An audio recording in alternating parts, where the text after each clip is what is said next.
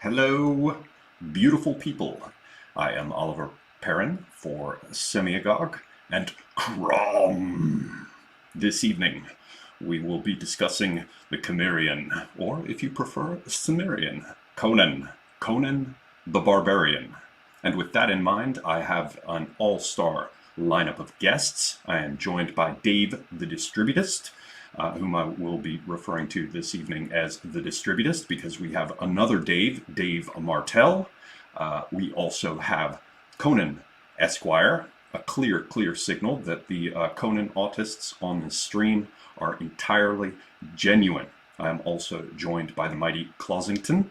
Fine gentlemen, one and all. Before we get started, please do follow Semigok as well as A Safer Space, which is sort of a side channel. You can follow that over on BitChute. You can do it on Odyssey, which I very much hope you will do.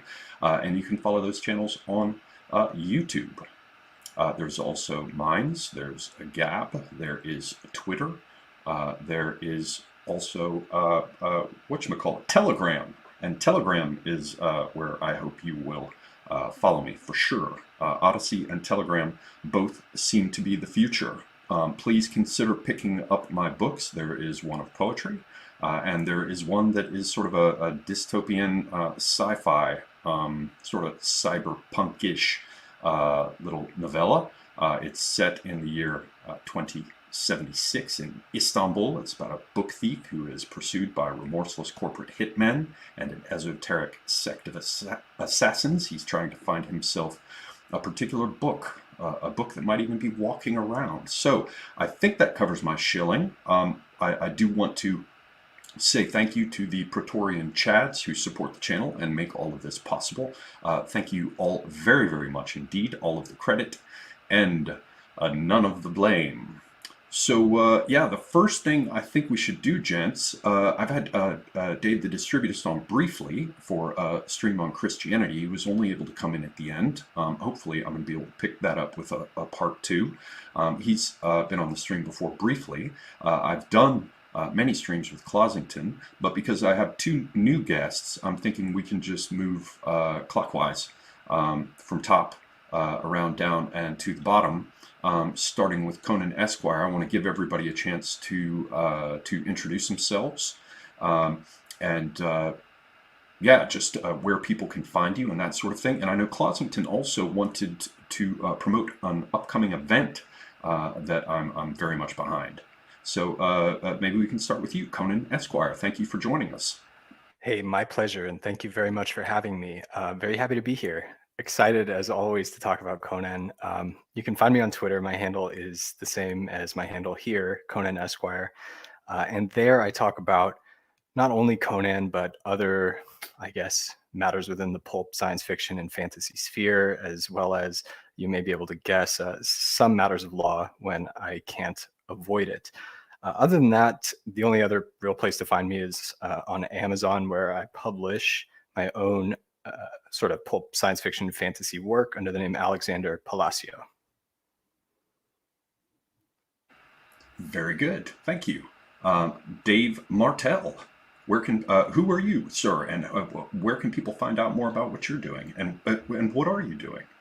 Well, thanks so much for having me. I am Dave Martell. I am host of The Bog over on the Dave Martell YouTube channel. You can follow me on Telegram at The Bog Lord. But most importantly, I am editor-in-chief of the Bizarchives, Weird Tales of Monsters, Magic, and Machines, which is a brand new pulp publishing company, indie publishing company. We just started last fall. We have 2 issues out now. We publish short form fiction in the genres of sordid sorcery, science fiction, and cosmic horror. So if you love the old school weird tales, go check us out. We have 2 issues out, but we also have a cosmic horror double feature for the fans of the Lovecraftian tradition. We have all kinds of cool stuff over there, so you go check us out on thebizarchives.com or over on Twitter and Telegram at thebizarchives. And thank you so much, guys, for having me. And I am so excited to get on the horn and talk about one of my favorite characters of all time and one of the greatest authors of all time. So thank you. Crom. And I guess we'll move next to Clossington. Welcome, sir. Thank you for having me on Semiagog.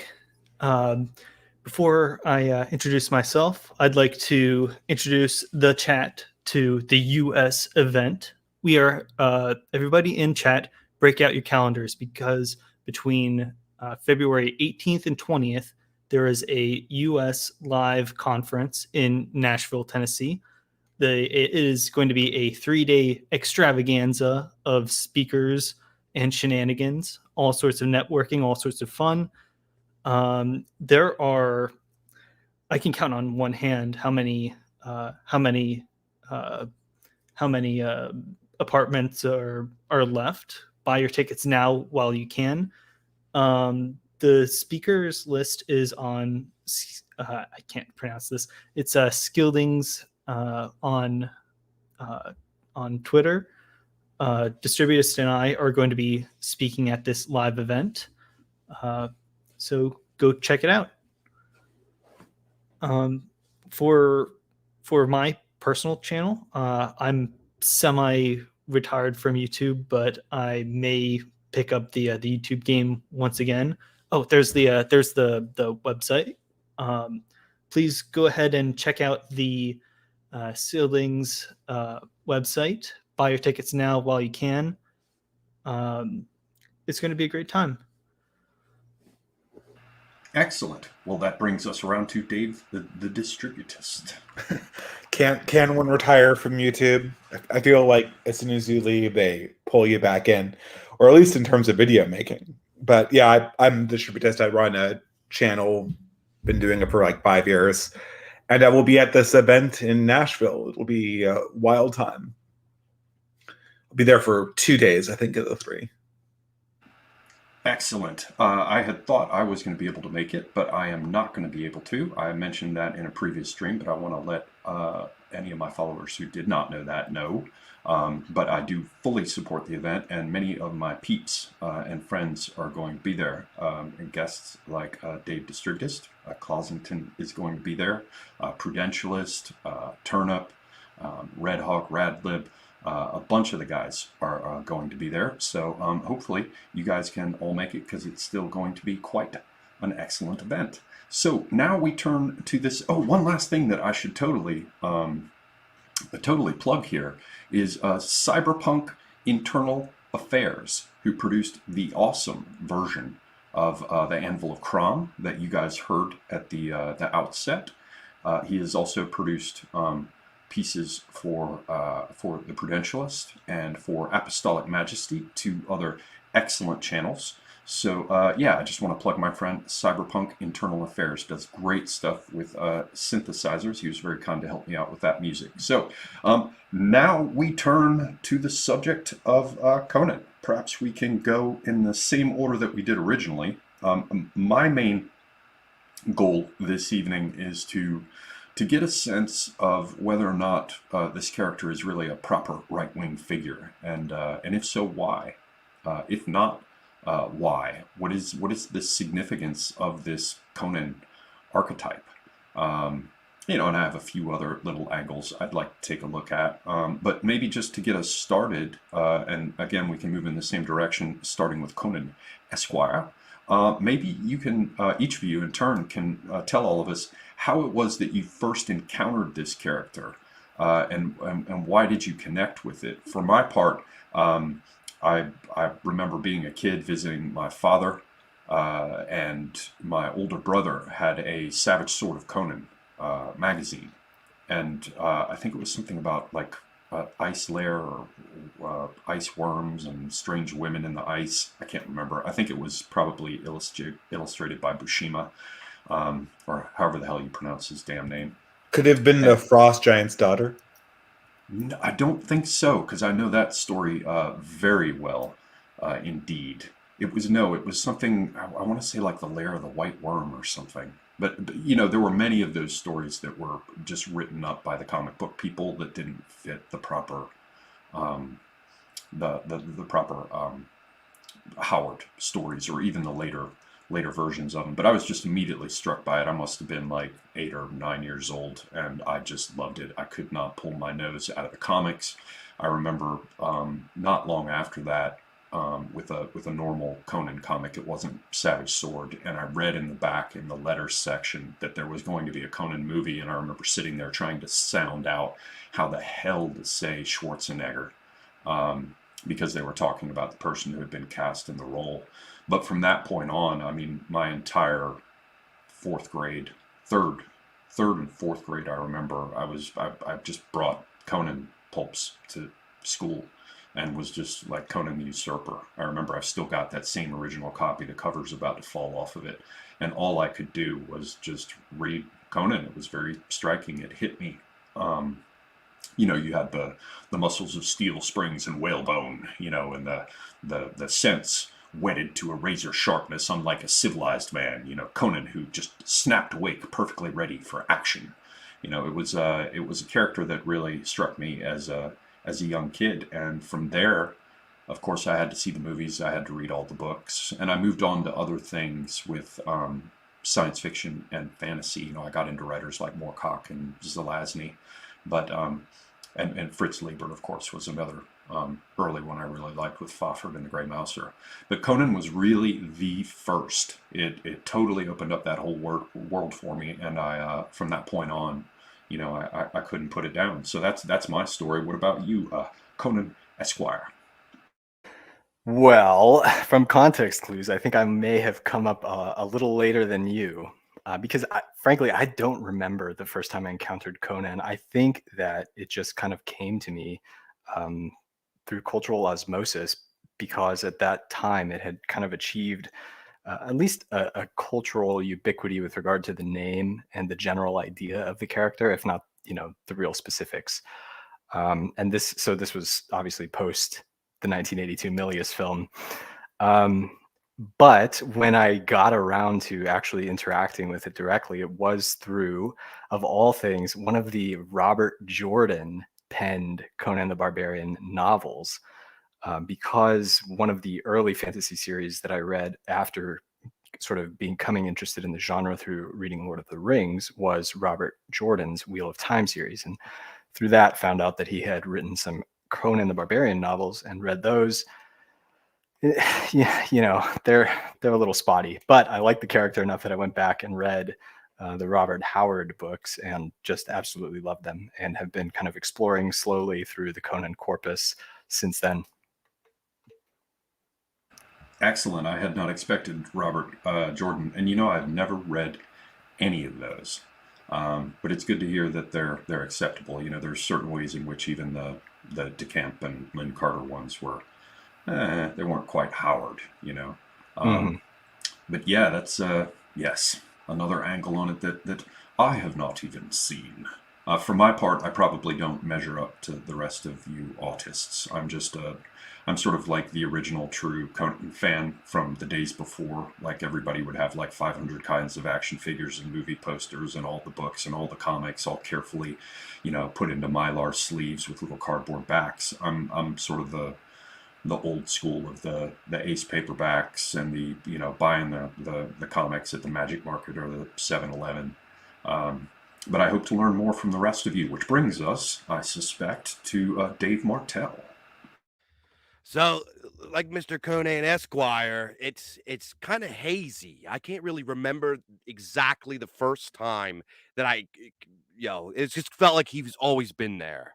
You know, the world of Conan, and kind of the all of the stuff that comes along with Conan has just always kind of been part of my life. Sword and sorcery, but I think the earliest memory that I had is I remember, I have no idea how old I was, but I remember my grandfather got me a toy from, I think it was from the Conan the Destroyer movie, because it was, remember, you know, the first movie was kind of, you know, grim and gritty and not for kids, even though I watched it anyways. But the second movie was made a little bit more with kids in mind, because kids liked it. You know, I mean, it's Schwarzenegger, it's a barbarian, there's pretty ladies in it, it's adventure, it's all the awesome stuff that young boys love, right? So they couldn't make another movie like that. They had to make one that was more for kids. But anyway, I remember my grandfather brought me home this Conan replica sword. It had the picture Schwarzenegger on the top. You know, it has the clear plastic and like the cardboard top, and had a picture of Conan on it. And I remember I got this plastic sword. I must have been 5 or 6 or something like that. And I just thought this was the coolest stuff ever, because at this point in my life, I was already introduced into stuff like fantasy. My grandfather on my mom's side, he came from the old country. He came from Italy, and he didn't learn how to speak English when he got here. He had to teach himself. The first novel book that he read in English was The Hobbit. So that was like kind of special for him. So as a little kid, he read to me The Hobbit. And as a real little kid, this was enchanting to me. I absolutely loved it. And from that point on, I was just obsessed with anything sword and sorcery and fantasy and to mythos and just like anything that was related to the ancient world or tales regarding it. I just couldn't get enough of. So when he got me this sword, it was just, you know, I mean, I'm like 5. So obviously I took it and I went outside and I posed with it out in the yard and I cut a bunch of branches and I, went out and LARPed as Conan being a 5-year-old. But that point on, I just couldn't get enough. And I remember the next time I'm at the flea market. And for those of you that grew up before the internet will remember, before hypermodernity and all the crap that we have now, will remember we used to have flea markets. And if you grew up somewhere a little bit more rural, flea markets were kind of like an economic commons for a lot of us. And the flea markets where I grew up in rural Pennsylvania. We have flea markets everywhere, and they were just there. We still have quite a few of them, but back then it was everywhere. Instead of going to Walmart or the mall or whatever, we would go to, some people call it the dirt mall. We go to the flea market, and some of our flea markets were pretty damn cool. We had some stands with folks that would sell comic books and tabletop games and just all kinds of stuff you can imagine, and a lot of local stuff too. There's a lot of like little local game companies that would print out their own tabletop games with the what was that, the coil, like the coil binding or whatever, just Xerox made, and like their own bootleg copies of books, just all kinds of cool stuff, vinyls, cassettes, whatever you could think of. But I remember I got a Conan poster. It was one of the Frank Frazetta art pieces, and I thought this was the coolest darn thing I ever saw in my life, and I hung it on my wall. And that was probably the second time. And then I got a little bit older, and I got myself a collection of of Conan stories. And I remember probably the first story that stuck for me was probably the Tower of the Elephant. And that was such a cool story. It still might be my favorite story, because the interaction at the end of that story that he has with the entity that is the elephant man, the elephant creature, was just so mind-blowing and weird and ethereal for me that it just blew my hair back. And I just kept reading and reading Queen of the Black Coast. And you guys know all the stories. And this Howard's writing style with the describing this masculine man that these women can't resist, and how he fights these primeval ape men, these missing links, and tears their heads off. And he has the agility of a tiger and the ferocity, and he like always flexes on the civilized yuppies. And it was just awesome for a little boy, right? So I just got obsessed with Conan. I got obsessed with sword and sorcery, and then obviously from there I went into so many other things. Heavy Metal magazine. It was just the 80s and 90s were just so cool for this kind of stuff. We had really cool, masculine, awesome, vibrant, intense pop culture. Even if it was a subgenre or a subculture or whatever, it was a cool time to be alive. It was a cool time to be a little boy. So I've always loved Conan. Short story. Deep within your bones, you feel it. Yes. Well then, thank you, sir. Closington. I haven't really. I don't quite have the same experience with Conan going that far back in my life, but back in high school, I used to run. Well, my girlfriend at the time and I created our high school's D&D club. I got really into sort of sword and sorcery. Of course, I watched the Conan the Barbarian movie. I didn't see Conan the Destroyer until fairly recently, but Conan was kind of always I knew that it was a sort of subtle influence on the D&D world that I was immersed in. And then maybe a year ago, I actually picked up a collected works of or a collection of the Conan stories, sat down and read through all the stories. I absolutely loved it. And then this summer, I picked up a collection of all of the Cole the Conqueror stories, and then I picked up a collection of the Solomon Kane stories. And so I've like over like the last year and a half, I've just absolutely immersed myself in the sort of Robert E. Howard, I guess, his collected works.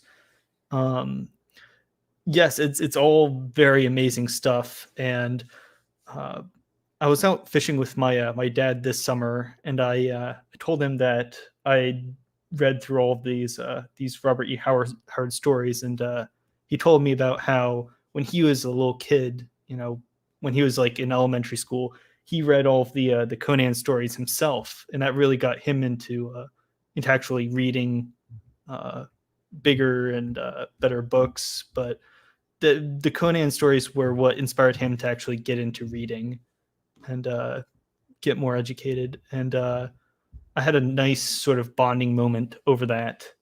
And I think Conan really strikes out a chord for what it really the gist of Conan is a sort of or masculinity, a sort of unwritten like masculine code that you can bond with your dad and say, by Crom, this fish is big. Or it's hard to describe what it's like actually reading these books or these short stories. It taps into something primeval, and it's a little bit sort of nerdy, and it can get a little too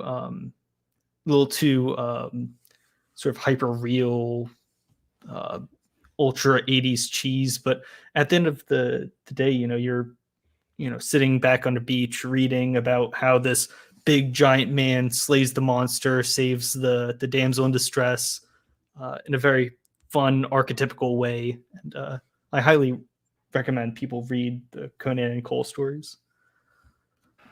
Yeah, for me, the question, who's the hottest Conan chick? I rather liked Yasmela, but that is another subject, and one that is hopelessly nerdy. Before we turn to any such things, Dave, the distributist, your take, sir.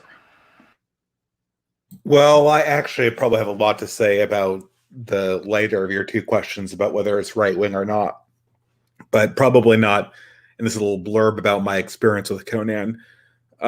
So I think I encountered Conan in high school, and I was sort of looking to flip the bird to traditional fantasy. I had friends who were really into Anne McCaffrey and Dragonlance, which I thought was just, the most trashy, paper mache fantasy. And I wanted to get back to the roots. And I discovered it really by actually learning that he had been friends or pen pals with H.P. Lovecraft, which I had also gotten into in high school.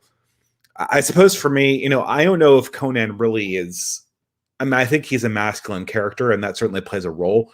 It wouldn't work if he wasn't. But more than that, I think there's this sort of very distinct feeling of the Conan universe of the sword and sorcery Hyperborean age that I think that the 80s movie captures it a little bit. The sort of the 60s paperback covers do a better job. I forget who actually did those illustrations. Someone's going to correct me. But and I think that this is something that modern fantasy is really incapable of capturing. Yeah. And I think we can discuss like whether, I think, we'll discuss this more in detail, like whether Conan is right wing. I think the universe really is something that, or the feeling of the world is something that's very, very hard to describe. It feels almost Spenglerian. And I would say, certainly in a lot of ways, the universe that Conan inhabits is incredibly right wing. it follows the physics of how right-wingers conceptualize politics, and not how the left wing or post-enlightenment views of politics works. It feels in some sense even more, I mean, this is sort of, maybe I'm playing with fire here, it almost feels more primeval than Tolkien's The Hobbit.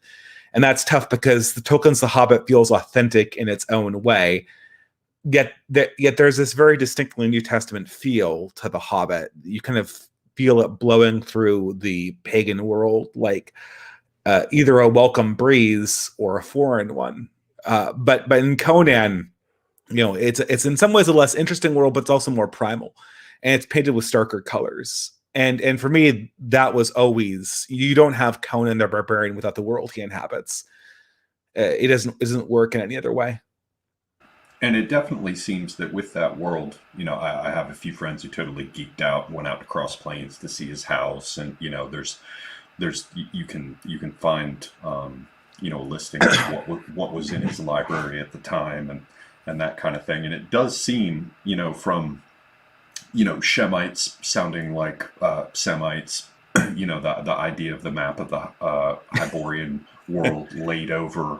The racial politics are not subtle. And Robert Howard's original, I wouldn't imagine if more than a few of them are permanently banned from your local library. Yeah, but that, I guess, to jump into the subject of what this character is like, there, at the same time, to me, it seems that there's a very, and let's just open the floor to everybody. It seems that there's a definite kind of American egalitarianism in it. Definitely, there's a whole set of themes about like individual merit, the dismissal of hereditary rank. Conan has this whole thing of like a rude chivalry towards women. Just now I was rereading Red Nails, and I can't remember the name of the damn pirate woman, but she can fight like a man. It's Belit. Is it Bullet or Bleat or Bullet? There's like a weird like squiggle above the eye. So I But that's So, in yeah. the Black Coast. In Red Nails, it's Valyria. Right. She's much more pale. What's her name from Queen of the Black Coast is actually a Shemite, whereas I thought she was Jafari. no, she was a believe- Shemite. She's a Shemite. She's a Shemite, by God. Cool it with the anti-Shemitism. Sorry, I ripped that off. Someone made that joke earlier. I totally stole it. That was me off. Off camera, yes. I stole that from Closington. I'm sorry, sir. But Valeria actually is Aquilonian, if I remember correctly. But, there's the whole idea of his chivalry towards women. Now, I don't know if it was just in the stories that got sort of filled out and completed by Elsbreg de Camp and Lynn Carter or whatever, but I remember him, he stands back to back with Juma, the Black Warrior. There's a lot of American egalitarianism in it. So on the one hand, I can see, there's also the idea of everywhere Conan goes, he adopts local techniques, he finds friends everywhere. And that to me seems a peculiarly American fantasy, the idea that you're going to be loved wherever you go by whoever those people are, and they'll recognize you as a leader. Conan is a leader of the Zuagirs, he's a leader of Gulistani hillmen or black, pirates on the Black Coast. So on the one hand, you have his library and his background, where he was clearly pulling on history. I mean, Cimmerians, they actually come from the coast of the Caucasus, the Cimmeroi or whatever. And they existed as a vestigial memory of those tribes, even as late as the 19th century, although they go, well back a couple millennia. Actually, that word just means homesteader in the original language, but there were ancient Cimmerians or Cimmerians, and they came from the region of the Caucasus, and Howard had heard about them, and he pulls, like Mitra sounds like Mithra, so much in the way like you see with somebody like George R.R. Martin. He's got the sept with the seven gods, but he pulls things from Latin. These are the kind of authors, and Howard was an earlier one to do it for sure, and a pioneer in doing it, where he pulled enough from history that it all echoed things that we had heard about, or that might even sort of exist vestigially in our awareness about our past and our histories, and he brought those to life. But on top of that, there does seem to be a kind of overlay of this rough and ready sort of American individualism. So I offer that up to y'all for consideration. I mean, Yeah, I was gonna the comment on. highborn. Oh, I'm sorry, Dave. Go ahead. I was going to say that that Howard's essay, "The Hyborian Age," it lays out Conan's world as a sort of pseudo history, 10,000 years before our recorded history, where all of the ethnicities are the direct ancestors of the sort of ethnicities that we have today, in a sort of kind of similar geography, but not really. They don't really look entirely the same as they do today, but the sort of ethnic stereotypes kind of persist. But it's so far back that it's its own fantasy world. And then even before Conan's day, like tens of thousands of years before Conan, there was Cole, the Atlantean of Atlantis, who had the same general ethnicities just tens of thousands of years before, and before the great cataclysm or whatever it was in the fall of Atlantis and Lemuria and yada yada yada. The rise of the sons of Arius. Yeah, and after Conan's time, it's the rise of the sons of Arius. Even though I'm pretty sure Arius, I remember reading the Hyborian Age and realizing that Arius actually kind of did not succeed in what he was going out to do, and I thought he was sort of an emissary of Mitra, and tried to settle the northern barbarians, but instead gave the northern barbarians like this momentum to crusade against the Aquilonians, something like that. And they didn't actually internalize the faith. I guess it's hard to know whether to start with Conan or the world of Conan. I was going to kind of I was going to start in with Conan himself, just building off what Semigog was saying. This is sort of the most conflicted element of the stories if we try to characterize it as right-wing versus left-wing. If anyone is a fan of this YouTube channel, Skeptical Waves has been publishing classic texts from Unqualified Reservations, one of my favorite blogs back in the day. And one of the most famous short essays that Yarvin published on Unqualified Reservations was titled, "There is no such thing as chaotic good." The understanding that order is good, chaos is bad, which is a very classic understanding of good versus evil, and the hero of order defeating the forces of chaos in what some kind of, when a Jungian or any studier of ancient lore might call a chaos kampf or a chaos war. This is a common archetype in ancient fiction. And in many ways, Conan's world seems to fall into this archetype. But inserted into this world where you'd expect a war between order and chaos to sort of subsume our ordinary notions of good and evil, you have, what really is an American cowboy in armor as Conan the Barbarian. He's the quintessential chaotic good fantasy character. I can't think of an earlier one. He's the cowboy outlaw maverick. And what's sort of interesting about Conan, and I think this is where Arnold Schwarzenegger's characterization kind of falls flat. I really like the Schwarzenegger movies, but he always struck me as kind of like this lovable oaf with a certain amount of cleverness. It's sort of kind of a He-Man, pre-He-Man of sorts, which is fine. Arnold does a great job with that, but that's never what you get when you get Conan in the books. He's quick, he's vicious, he has a sort of sharp intellect that is very animalistic, and he's completely self-interested. He steals. There's an entire story, The Frost Giant's Daughter, which basically is an extended, his motivation is basically rape and the entire story. rape in the midst of like a bloodlust of battle. Yeah, And rape after he just murders all these And- guys in the middle and of a blizzard, right? Yeah, it's just running up a mountainside on his own, right? it's freezing his balls off. But I It want to just- insert in Yeah, go ahead. here just one thing. It drives me mad while we're talking about the Schwarzenegger character, because I love the first Conan movie, absolutely, but it's not Conan.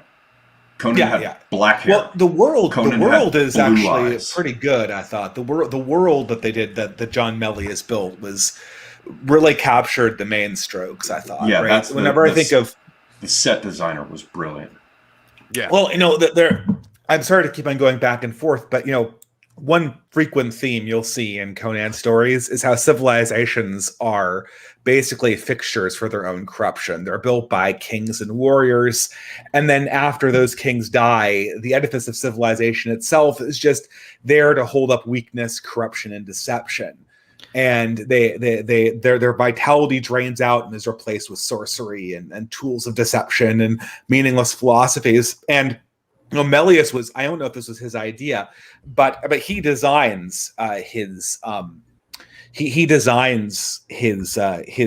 Falsa Doom, who I think there's another character in the books who he's more like, but he designs him basically like James Jones. Yeah, the real character is Balthamon. Yeah, the Falsa Doom was pulled from Kull. Yeah, well, he plays the Stygian, but he plays them as like Charles Manson, like as a cultist. Yeah, and he literally, and the most cut theme that I always think is so funny is it's all these flower children, all these blonde girls like weaving flowers in their hair and speaking about love and discovering yourself. And they get in the temple and they feed them snakes. That's like the quintessential idea, the Howardian idea of civilization, right? And that's like that. They really nail it. Just one scene kind of captures that entire idea. Movie, the whole first part of the movie, to echo you, the first part of the movie does feel, although the origin story is all wrong. But the Sacovenarium is where he should have first blooded himself. But it's really once you get past the Max von Sydow and he's sent off to track Thulsa Doom that it all just becomes something very different. But the beginning, particularly those Ron Cobb sets and talking about how civilization stinks, and he throws the witch in the fire. By the way, I spoke on the phone to Cassandra Gava once when she worked for Lionsgate Films because I was trying to pitch a movie idea. And I said to her, "There is a price, barbarian." You're gonna say Conan? She did not laugh. Yeah, she did not laugh at all. It's like when you have a name and somebody makes a joke about the name your whole life. She'd probably heard it 500 times. That is sorry. No. I guess with Conan and his universe, basically it's Howard trying to make a cowboy play out the chaos comp, and this, in my mind, this created the idea of chaotic good, whereas all Conan's actions in the near term are driven by chaos and desire and avarice. Yet somehow he has this strange sort of macro ethics so that he's always on the side of order. He always tears down the larger chaotic corruption, even as he pursues sort of chaotic ends in his own personal life. Yeah.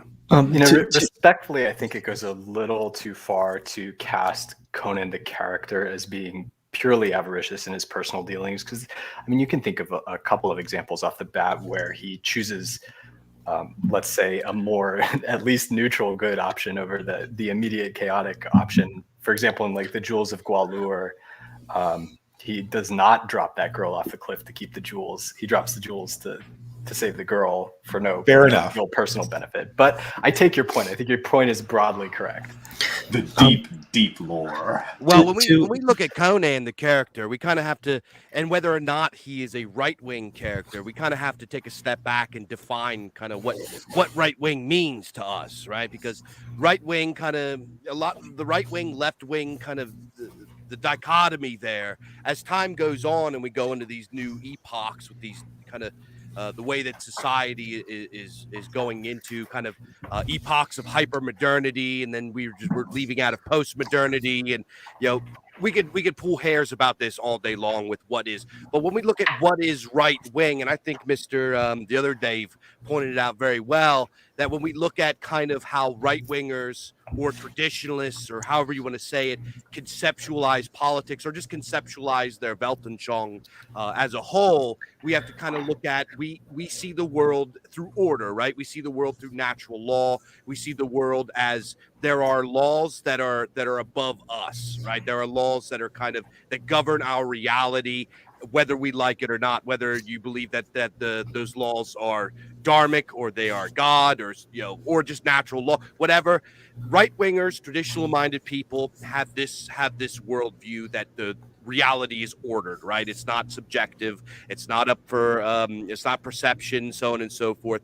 And I believe now, I don't just believe, I can, this can be demonstrated that Robert E. Howard, not just the world of like the Hyborian age in Conan's world, but all of the worlds that he created, which, by the way, we mentioned earlier that Kull was kind of the first age and then Conan was the second. Well, Solomon Kane is actually the third age. That's all of his characters kind of fit in this cyclical worldview. Now, when we look at kind of the ethics of Conan, one thing we have to keep in mind with Robert E. Howard is Robert E. Howard was a young guy. We read his works and we hear how verbose he was and how eloquent, and he was just such a talented, beautiful writer. Everything. I'm a massive fan of Robert E. Howard's poetry. I've probably read hundreds of Howard's poems, which, by the way, I have a very, very rare Robert E. Howard poem for later on if you guys want to hear a reading of it. It's probably my favorite poem ever written. But when we look at Robert E. Howard, we have to remember that he was a kid. When he was writing a lot of this stuff, this was a very young mind. This was a guy that was in his early 20s with a lot of these stories. I believe he was 20 when The Devil in Iron was published in Weird Tales magazine. You know what I mean? So he had a very youthful understanding of the world. And also he had a kind of a little bit of I don't want to say tainted, but he had a biased way of looking at the world, because the way that he saw the world was his little place in culturally Protestant Cross Plains, Texas, which is a place that he loved and he grew up at, and where his roots were unfairly invaded. They were invaded by industry. They were invaded by civilization. And when industry and civilization came to his town, it brought the riffraff and it brought the foreigners and it brought the troubles, and it, in his mind, it poisoned and ruined. And somebody mentioned about how he was friends with H.P. Lovecraft. He was they never met, at least to my knowledge, but H.P. Lovecraft was a bit of a mentor to Robert E. Howard. Robert E. Howard, and when you read a lot of his more of his horror influenced works, even in his Conan world, you see like kind of how he handles magic, the epistemological warrants for magic and the existence of magic in the world. Other planes, strange croaking, hopping creatures, and particularly whenever you hear the expression non-Euclidean geometry, you can totally feel H.P. Lovecraft on it. You feel the Lovecraftian vibe in Howard's writing. Lovecraft. Oh, no way. Howard must have just picked it up from reading books about theoretical forms of late 19th century geometry. There's no way he got that from Lovecraft. I do remember he described Cimmerian architecture as Cyclopean, the way Cthulhu's Sunken City was described as Cyclopean. Yeah, but that might have been a coincidence. That's from the Cyclopean or Cyclopean walls of ancient Macedon, I believe it is. The Mycenaeans. Mycenaean, that's what Macedon. Yeah, what Howard am I and Lovecraft actually. I'm sorry. Go ahead. I'm sorry.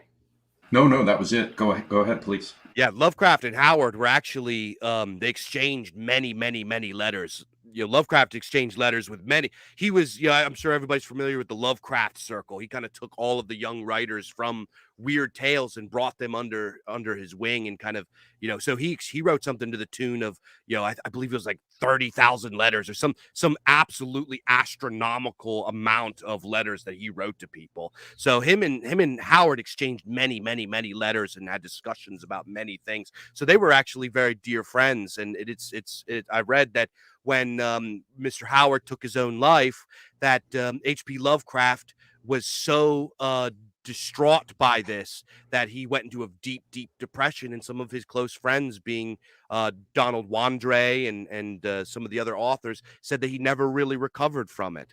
So they were more than just kind of, acquaintances or whatever. These two were very, very dear friends, and they respected each other very deeply, and they influenced one another. And they actually wrote stories in each other's universes. There's a Howard book that's just called, like, it's not a book, it's like a short story, and it's about, or a novella. It's called like the Lovecraftian myth, or Cthulhu mythos, or something of that nature.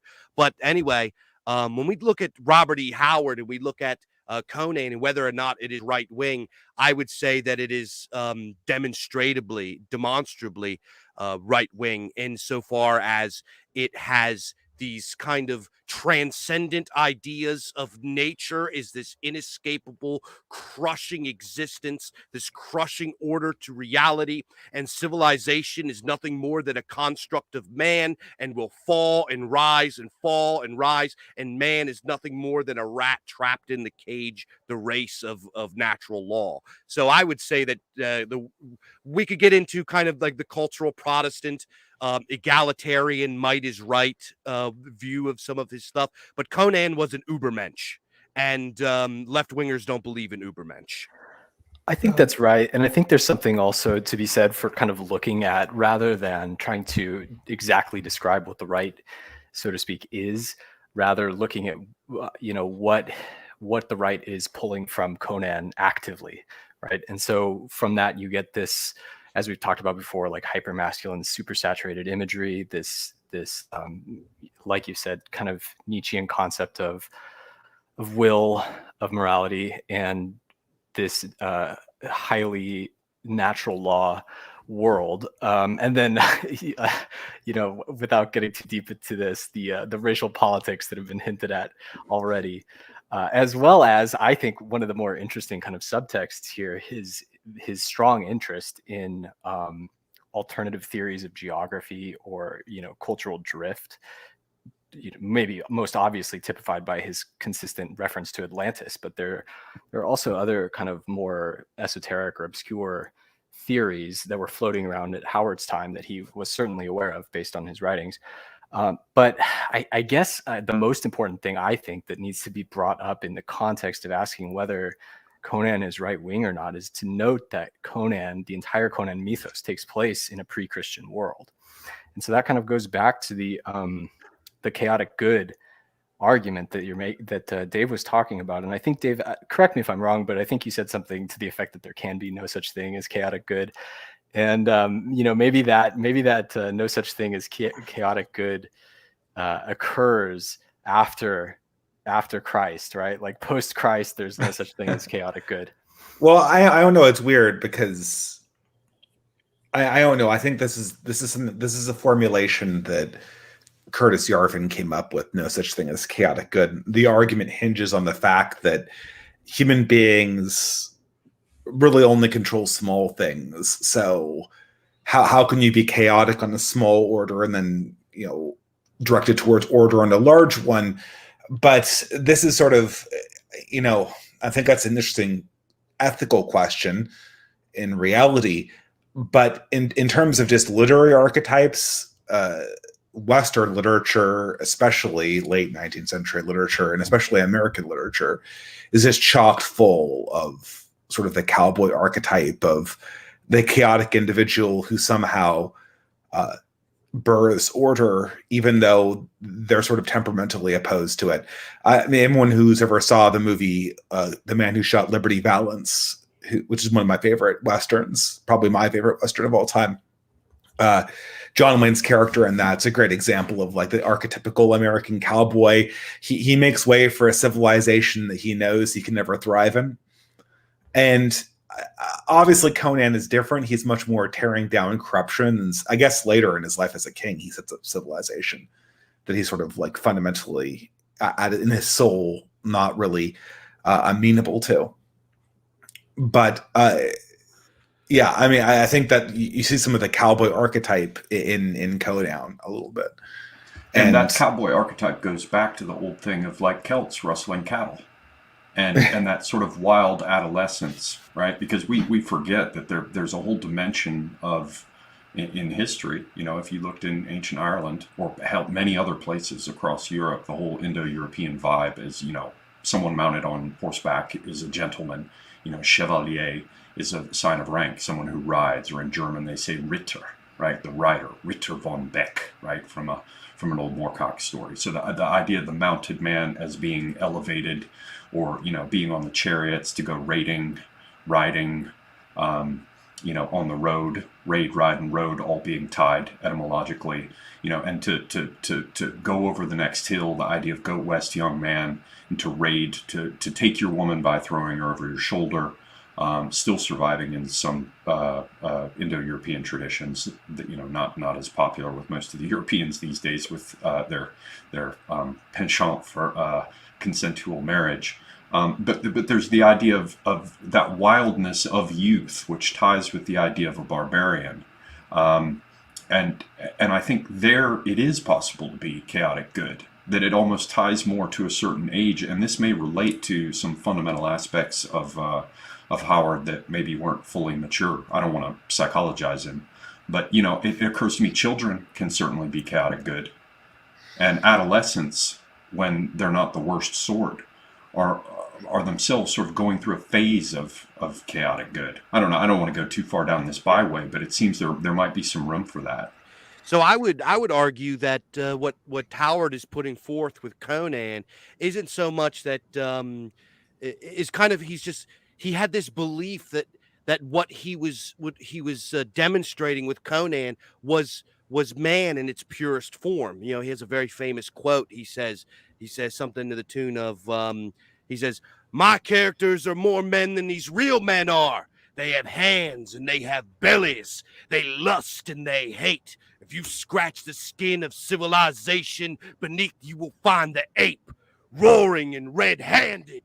And what he's talking about here is that man, at least from this is my point of view, this is Robert E. Howard's point of view, and kind of what he's demonstrating with Conan is that the barbaric nature of man, that man falls back to every time civilization, the constructs of man fall, is just a natural form. It's almost like this like a teleological kind of existence for man that he argues for, saying that no, the barbaric way of life is man in his purest form, and that is not chaos. If you ask Howard this question, he would probably say if you would say that Conan is chaotic good, then you would say that a wolf eating a rabbit is chaotic good. So in his view, he's putting man on the food chain within this natural order of reality, and not saying that necessarily Conan is chaotic or even like good. He just is within nature, because that is the nature of man, is what he's arguing for. I can see that. Like within the story, of course, beyond Black River, it's probably the best articulation of Howard's perception of civilization, and the one that draws the most from the cowboy culture, definitely. Yeah, it's basically a Western, but I imagine it much more like a sort of Roman legionary outpost on the Rhine or something like that, where essentially Conan is a mercenary that is protecting a frontier outpost from these picked savages who want to reclaim their land or whatever.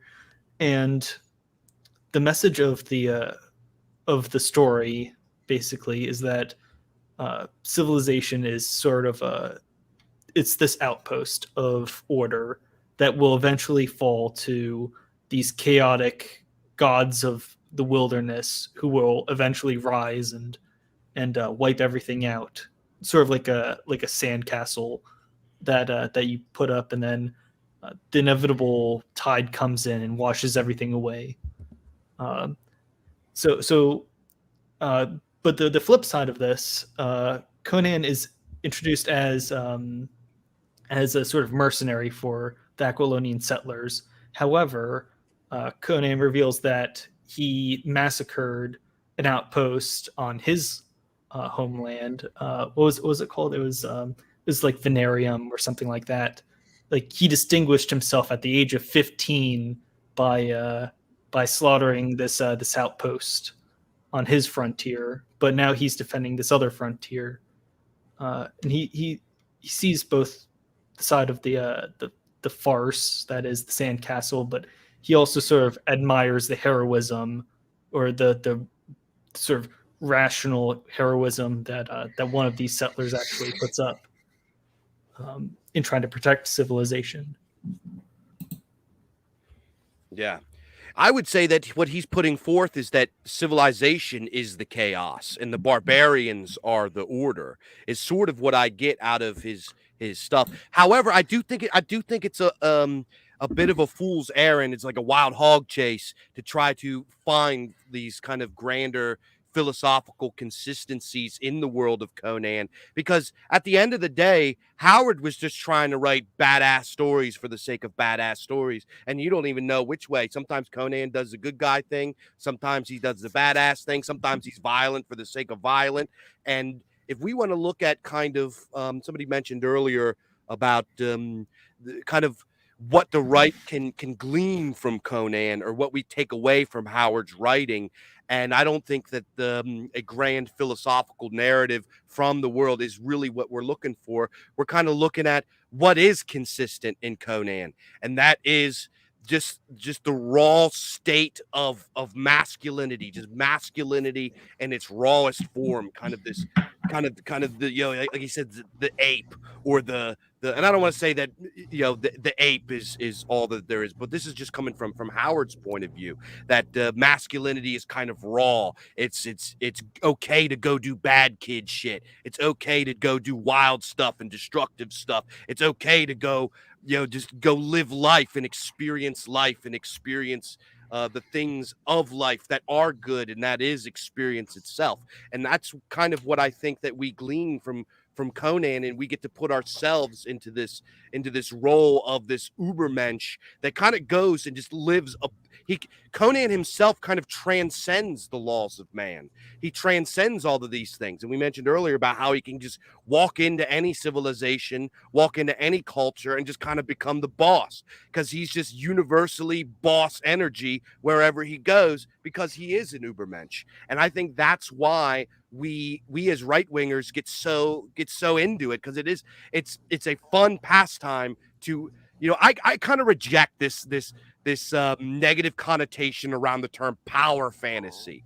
I say if a young man is going to have a fantasy, he should fantasize about power, about more than anything else. So Conan embodies this in like probably the purest form of any literary character that we can imagine, more so than, you know, I don't mean, you know, I'm not saying anything bad about Tolkien. I love Tolkien. Tolkien's works are a timeless masterpiece. We could talk all day about that, but there's nothing in Tolkien's work that amounts to kind of that pure form of raw masculine power that's found in Robert E. Howard's writing. And I think that's what we can glean from it. I mean, this is sort of interesting because you can kind of see the Nietzschean interpretation diverge from the Spenglerian one, where it's sort of, and I don't think this is sort of resolved. I think you could kind of read it either way. I prefer the Spenglerian one enormously, but in sort of your reading, Dave, it's the Nietzschean one where Conan is sort of above this conflict between civilization and savage animalism. And that's fine, you know, I think that's a way to read it. But I tend to think more of the Spenglerian one, where the individual has the forces of primal animal energy and civilizational order with its natural pattern towards corruption fighting within himself, and he's not so much transcending them as walking on the stage and playing a role. And that I guess you could say in a Chan sense that role transcends, in some spiritual sense, the conflict implicit between civilization and animalism. But I think that the contradiction has to be there in order to give the struggle its meaning. Yeah, I don't hate that take. I think that's a good take. Like in one of the Cole the Conqueror stories, one of my favorite stories, By This Axe I Rule. Cole is sort of Wade. Cole is a sort of prototype Conan the Barbarian character. He is king. He's a barbarian at heart, and he's in the story. He feels weighed down by the responsibilities of being a king and by ancient 1,000-year-old laws that the sort of deep state within his kingdom won't allow him to break. In the story, one of his loyal noblemen asks if he can marry a slave, which is illegal by 1,000-year-old law. However, that night, this nobleman saves Cole's life from an assassination, and after Cole almost dies in this assassination attempt, he takes the stone tablet in which this no intercaste miscegenation law is written.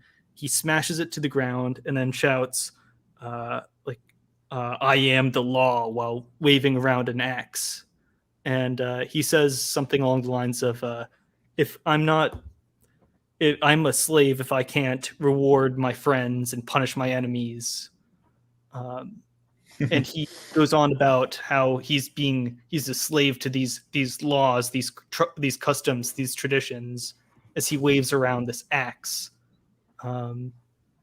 So is it right wing to smash the 1,000-year-old anti-caste miscegenation law, or is it right wing to uphold it?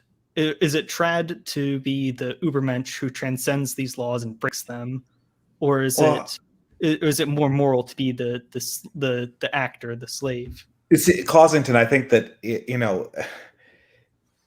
to me, it's right wing to recognize that this conflict exists at some level, right? Like you can't. There's no language in the properly left wing framework to really describe what's going on. What they would ask is, they would see the slavery itself as being a fixture of oppression, and then they would see the violence used to smash the tablet as another form of oppression. Yeah. And so it would be sort of a compete, and then they would be looking for some kind of understanding of egalitarianism or democracy, which couldn't possibly exist in this scenario, and questionably even exists in our own world. Maybe in some highly Christian society after a very, very, moral order is established for a long time, that can exist. They're looking for a flower that can't grow in the soil, and they're missing this more primal conflict going on. The right wing perspective is not to prefer one side or the other, but just to recognize that the conflict is ever ongoing. Yeah. I also think it's a little. I credit the reading. You can read it that way, certainly, and I think it's productive to discuss it. But I think when you consider that particular event in the greater context of Howard's consistent theme of pitting sort of dynamic, vital barbarism, maybe not a chaotic barbarism, but certainly a vital one, against a sort of moribund, over-civilized culture. That particular event kind of is recontextualized away from the importance of single man ruling by dint of his axe versus traditionalist cultural laws, and into Cole's, although that particular scene was kind of rewritten into a later Conan story, his particular frustration with his own vitalism being stymied by this moribund over civilized society that won't let him act in any way, you know, and this is just the particular way that ended up being the straw that broke the camel's back for him. But it's not the only, you know, piece of red tape that he found himself having to cut through. And that's a situation where he's, you know, growing up on a border when the old timers who were still around that he could doubtless see at the dry goods store or whatever would have been able to tell him the tales of the days when, you know, you might have to worry about Comanche or whatever. Now, okay, I can't remember exactly where Cross Plains is in Texas, but so maybe not Comanche, but you know, you take my point. He was at a location that was beginning to fix, you know, sort of like the frontier is like soft bones on kids, and then they ossify and harden, and they bring down their layers of rigmarole and nonsense. And so I could see where he would push against that personally, and it would be reflected in his stories, at least presumably. It would be the Comanche in Texas. I knew someone would know. Yeah, a while ago I read Empire of the Summer Moon, which is a good nonfiction book about the Comanche, and they're basically described as these roving raiders, like almost Neanderthal-like. I think the best description of them is in Blood Meridian, I think. Oh my God. Yeah, that's pretty hardcore. That description of their horde, you know? Yeah, talk about a predecessor to a successor to Conan the Barbarian that was written afterwards, right? By a Texan also. By a Texan, yeah. So, sorry, Clossington. Yeah, these I remember reading in this book that the Comanche would just raid these sort of Baptist Texan Prot settlements. You know, they'd just raid these sort of clan outposts every once in a while, carry away the women, murder the men, torture all who remained, and that sort of frontier mindset is probably deeply ingrained into Robert E. Howard's psyche when he wrote something like Beyond Black River. Mhm. But there's also, you're right, the sympathizing with the Mannerbund, where you had Conan being the literal Afghani warlord, fending off the missile strikes of the wizards of the mountains or whatever. In which book was which short story was that? The people of the Black Circle or whatever it was. That sounds right. Yeah, where Conan is both the raider and he's fending off the raiders. I guess that gives a much more fleshed out perspective of the way Howard sees the world. There's also the sort of issue of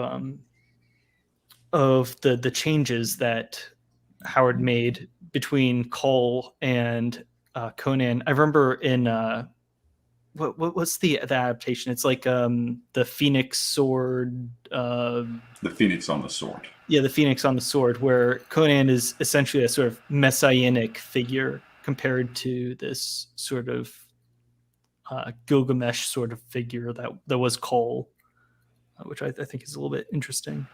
But both those stories, I think I'm having to go back through quite a bit of memory because I'm fucking old and y'all aren't.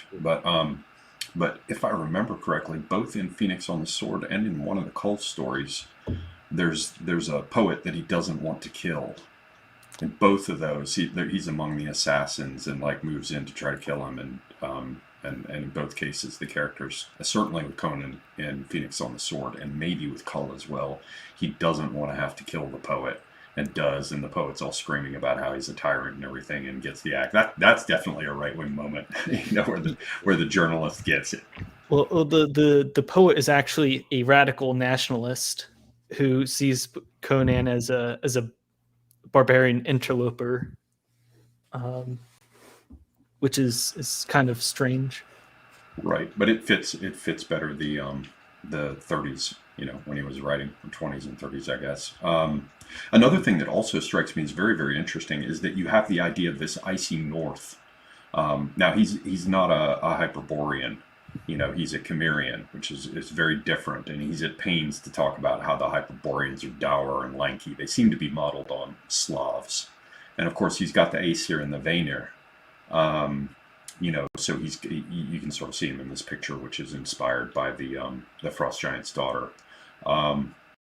But specifically, it's very interesting to think about the 30s and this dynamic barbaric vitalism and the idea of this heritage of these ancient peoples who are sort of lie behind the scenes, in fantasy and in some sense in reality behind the Europeans. And this is before the Boomer Truth regime gets introduced. This is before World War II. And yet his character is, he can bronze in the sun, but he's pale-skinned, blue-eyed, and black-haired. That, for me, is also an interesting thing, because you have this idea of a European archetype filled with dynamic vitalism. And he's got blue eyes, but he's got black hair. And that's a rather interesting thing, because it sort of slides in, before those historical transitions where now, anyone wants to talk about, the barbaric splendor of ancient Europe, and it's blondes and redheaded Vikings and things. And yet, well, it's kind of more of the Indo-European thing. That's what that was drawing reference to, right? So you think it's more like Yamnaya. I also believe Conan is often described as tanner, and in the Hyborian age, it actually says that that the Cimmerians eventually become the Turkic people. After the Hyborian age, they sort of disappear from the map and then return as the Turks, Mongols, and Huns. That makes sense insofar as ancient Cimmeria was on the coast of the Black Sea, on the southern slopes of the Caucasus. But at the same time, the figure of Conan doesn't really match what we know of the Turks from his features and his size. He was not small. Yeah, he does match the Indo-European peoples, though.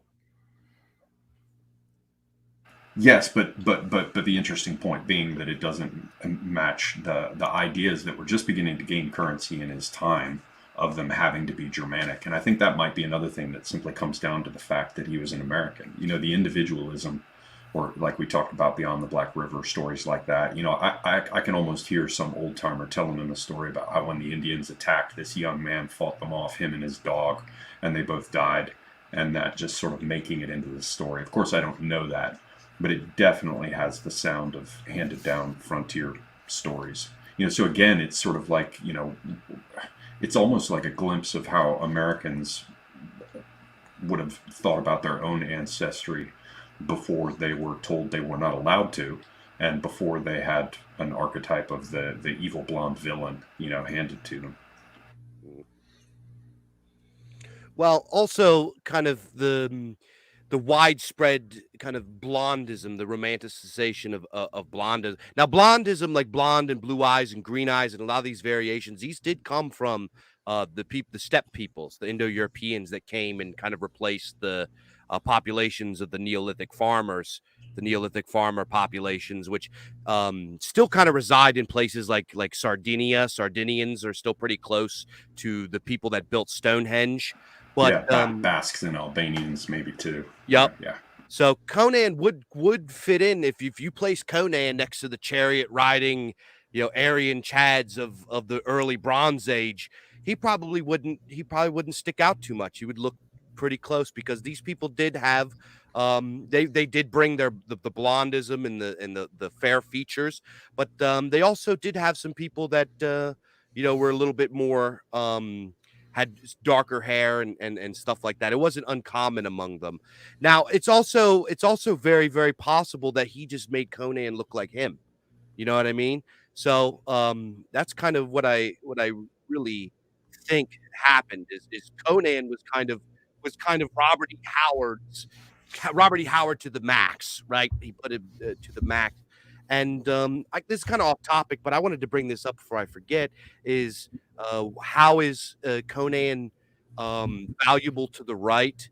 Being right wing, we are traditionalists, right? We put a lot of stock into the writings of antiquity and the traditions of antiquity and of our ancestry, and the beliefs and understand. We are people that look back with romantic lenses, and rightly so, because our ancestors were beautiful, wonderful. We are them, right? There's no difference. We are them. So what I believe Robert E. Howard demonstrated to us was that the storytelling traditions of the ancient world not only can be continued, but must be continued. Somebody mentioned earlier that Conan resembles Gilgamesh. Yeah, he also resembles Odysseus. He resembles Beowulf. You know, you look at these. He resembles King Arthur. He resembles Robin Hood. He resembles a lot of these figures that we find in these ancient texts, be it you know, the Iliad, or be it the Poetic Edda, or be it what have you. These what's the Finnish one called, the Kalevala or whatever.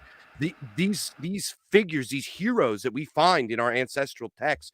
Conan is a retelling of that. In my opinion, the sword and sorcery genre is kind of us, our ancestral spirit coming to life, and us putting it on in prose like our ancestors did long ago. So I think that what's very important is Robert E. Howard shows us, especially in the period that he existed. He was Howard, not just Howard, but the pulp writers of his day, which all of them kind of got scoffed at, right? These were lowly dime authors. These were people. They went so as far as to say that they wrote smut and crap, and they did not get the recognition that they have today. We have to understand that these, you know, we look at Lovecraft, we look at Howard, we look at Clark Ashton Smith, and these guys are kind of like this Mount Rushmore, these prolific giants of the literary tradition that we see them today. In their time period, even though they were crushing the sales of big publishers and academia, you know, to put it into perspective, I brought this up before, and this is a very important point. The Great Gatsby, which is a work of fiction that is regarded as probably, you know, I hear this all the time, it's the greatest book ever written, and you would think that and Catcher in the Rye and a lot of these stories of mice and men were the greatest stories ever written. Great Gatsby, in its time, from the time Fitzgerald wrote it to the time that he died, like 20 years later, he sold like 30,000 copies. Weird Tales magazine, where Conan came from, would often sell 100,000 copies in a month. So this style of storytelling, this kind of pulp romanticism, was something that was very, very popular among the common people because it spoke to their folk soul. So what this shows us is that this storytelling tradition that we look back into the ancient world and we see with these beautiful, wonderful stories of heroism and conquering giants and monsters and stories, all of the mythos that kind of make up who we are, the story of our people, of our folk. It not only can be continued, but it must be continued. And Howard did this in a time which was the epoch of modernism.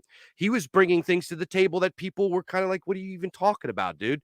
You know, he was saying in a time where people were they viewed technology and civilization and innovation and industry as a liberating force. He was kind of like the first guy to bring about what we would now understand to be like anarcho-primitivism or Luddism, right? He was kind of bringing these ideas to the table. Now to talk about Luddism is like, you bring up like Kaczynski or Jacques Ellul or Dmitry Orlov or like one of these Luddite thinkers. That's commonplace in our discussions now, especially with us in these spheres. But back then, he was bringing that up in a time where people were like, this was kind of like weird for them. And this was also a period of time where the style of writing was modernism, where everything must be reduced. This was the time of where Robert Frost and Ezra Pound and these guys were kind of considered the new hip thing. And this is, you know, what they needed to get rid of the decorative, verbose style of the ancient world, the poetic meters and the stuff that Howard and Lovecraft and the pulp romanticists really wanted to invigorate, and they kind of encapsulated this and brought it to us now. You know, I can't tell you how many people I know that write and everything that look at Robert E. Howard as like the best. Whereas if you went back into his time and you went to like the academic circles and the big publishing of the time, and you said, my favorite, I think the best writer ever is Robert E. Howard, they probably would have laughed at you and made fun of you and said that you were beneath them. But long story short, I went on a big old rant, but long story short, I think for us as traditionally minded people, it shows us how powerful and important the storytelling tradition, telling stories of heroes and monsters and adventure is to us as a folk. And if we stop this tradition, if we stop dreaming of heroes, one day we will forget what heroes look like. So we must continue this tradition, this living tradition of writing about heroes. No argument here. I certainly think the stories should survive, and new ones should be written. Here's another angle. Would it be possible to say that that Conan is in some sense a reactionary figure, at least insofar as, from what you're saying here, Dave, that being Dave Martell, it sounds almost as though he could, Howard writing in the character of Conan, it seems as though it could be considered sort of a late reactionary romantic efflorescence in response to modernism. I call it reactionary mythopoetics.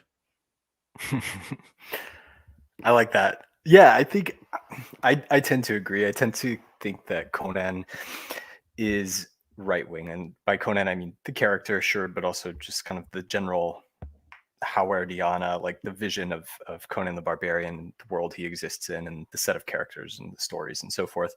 Because, and maybe this is like more of a horrible lawyer approach, but it's very hard to argue convincingly that he's left-wing, right? So then I start kind of looking back and evaluating him within a right-wing framework and trying to understand the potential relationship between those two concepts. And I don't think that, not to psychologize Howard himself, I don't think that he probably wrote it intentionally as a political statement. Although I think there are some stories that approach a sort of Swiftian satire, like Rogues in the House, where the civilization versus barbarism theme is presented in a very biting, almost sarcastic, satirical sense. Is that the one where he is sneaking in and he actually smells the perfume on the nobleman in the tunnel? Yes, that's right. Right. And then there's also the beginning of, I believe it was the beginning of Queen of the Black Coast, where he jumps onto that boat that he eventually commandeers. And before he does so, he tells this almost like, it's like almost a joke about how he gets embroiled in some legal proceeding, and eventually is hauled before the judge. And then the end of it is just he like kills the judge or beats up the judge or something like that. Yeah. What happened was Conan was hanging out in a bar, and some like officer was I believe it was some military officer was hitting on a guard's wife or something like that. And so one of the guys ended up dead. Conan was hauled in front of the court because he was like one of the only the murderer ran away and the dead man is dead. So Conan was a witness and was hauled up into court, and he was asked to rat out the guy who was like protecting his wife's honor or something like that. And he was like, "No, I'm not gonna do it. It's not cool." And then the judge started waxing poetics about loyalty to civilization and honor and yada yada yada. So Conan got bored and murdered the judge and all the people, all of the guards, and they chased him onto a boat where he would eventually become a pirate. So it's this almost farcical satire of that conflict that I think best comes through in the film, the Milius film, where he just punches that camel, and it's borderline absurd. So maybe in that sense, maybe in a limited sense, it was political, but I really think Conan is kind of its own sui generis thing, and that represents like a real extreme, an asymptote, and the political right can draw from it and approach that asymptote in some respects.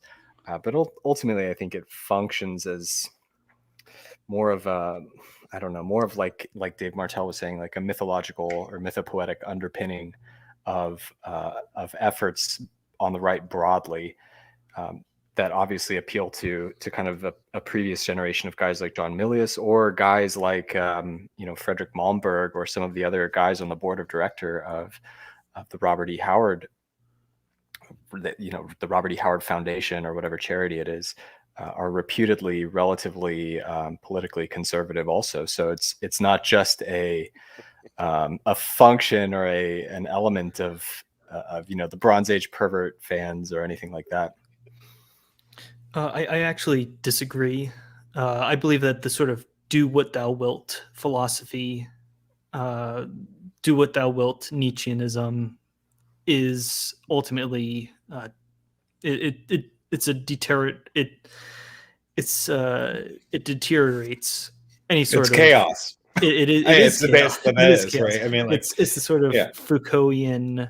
It's the Nietzsche to Foucault to the pause pipeline. Although Unfortunately, with Nietzsche, I guess- I have to say he talked quite a bit about the need to obey. He wasn't just, he talked about a will to power, but his whole project, this is a total tangent, but his whole project was not about introducing chaos and do what thou wilt. I think with this, I far mean to from- call it the sort of do what thou wilt philosophy in I'm general. sorry, but for the Nietzsche thing, the people who end up quoting him the most would probably be the most contemptible to him. That's always the great irony with Nietzsche, is that he prophesies the death of God, which is to say the death of any sort of strong form of nomos. And out of that flows just a series of degenerations. And I guess it creates a Superman purely through the creation of a vacuum. It certainly doesn't create it through the process of its logic. Well, yeah, Pardon I'm personally wouldn't consider myself a Nietzschean, and I don't mean, I guess to clarify my statement, I don't mean to conflate Conan with like the be all and end all or ideal of a political right wing. I just think it exists out there for what it is, whatever it is, as an extreme, and that extreme tends to be approached more by people and some more supportive of people of a politically right wing bent, so to speak, and that's why you see various factions or various movements within the broader political right wing borrowing from it, or adopting its fragments of its ideals. Like I mentioned, you have the people who are really interested in this kind of Swiftian satire of the over civilized ruling class, versus people who are more interested in a genuine or earnest or non-satirical reading of this Nietzschean will to power thing that you can find in it, or the Spenglerian decay that you can find in it. I think there's different things that different people can pull from it, all within the umbrella of the political right wing. Well, it's really hard because Conan's just so anti-left in every dimension of Howard's philosophy is anti-left. So we can pull up elements that seem here or there to contradict what would be sort of a deeper right-wing perception on the universe.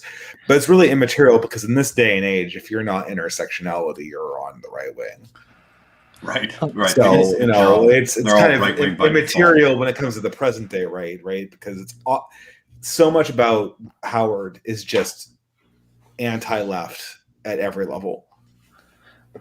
To sort of back up someone like points made by someone like Dave Martell, Conan is a masculine archetype that is very useful in a very sterile, feminized, lefty world, I guess.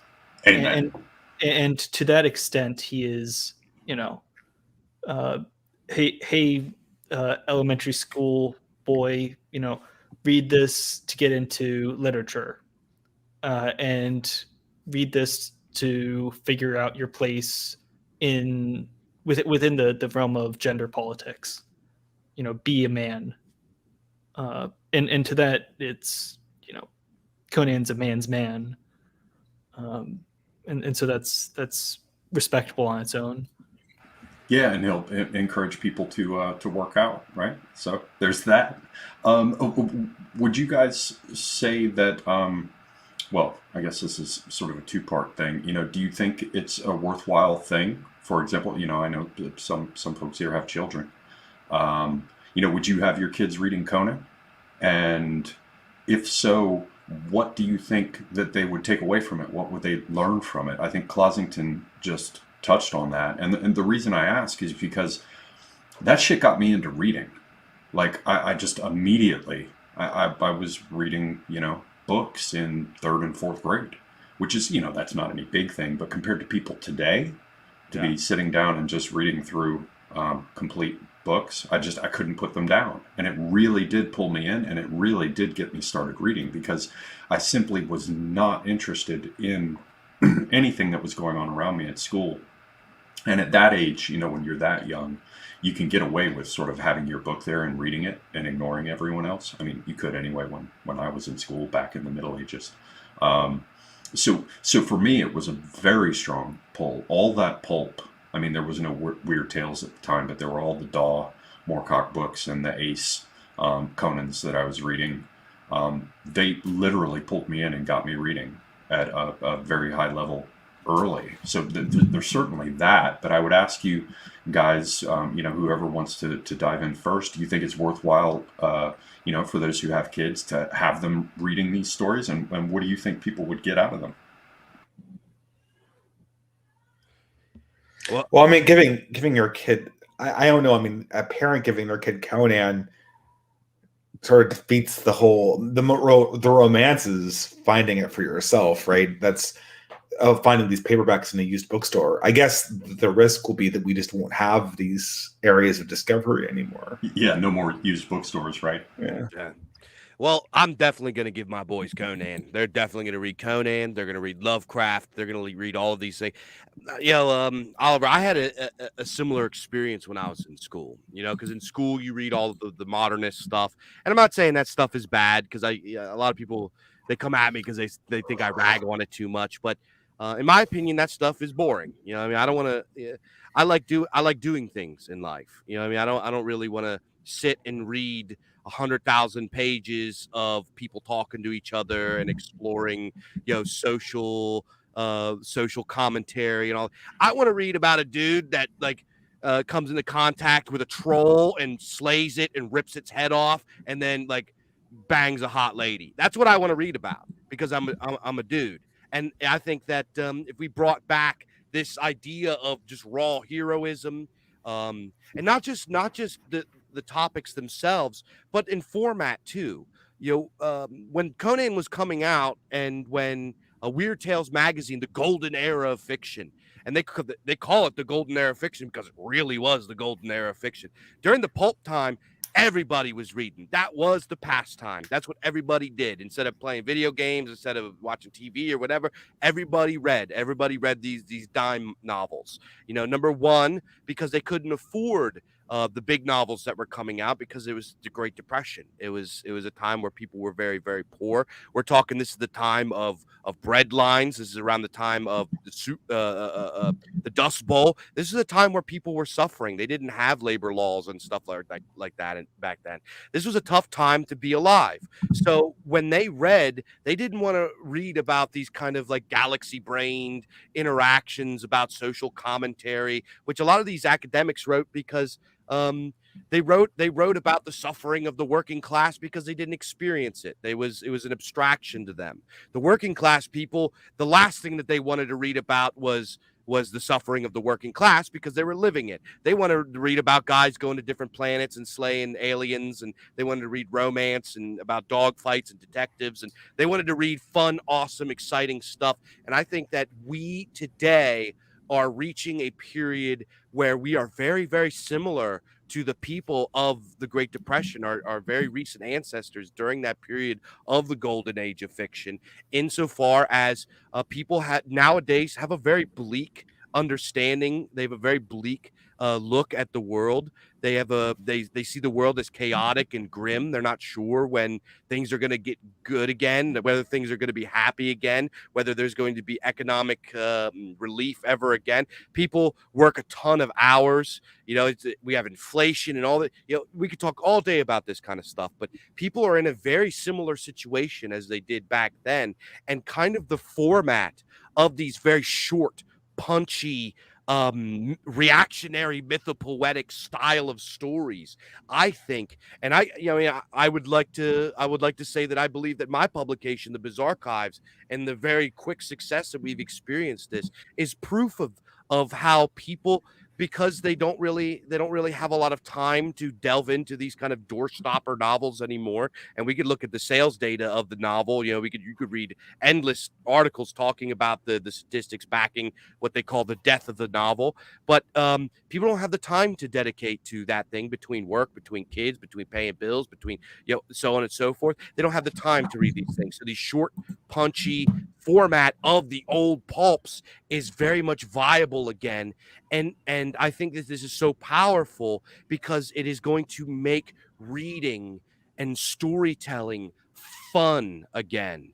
But do people actually still read? I see Otto Pohl is in the chat, and he's dealing with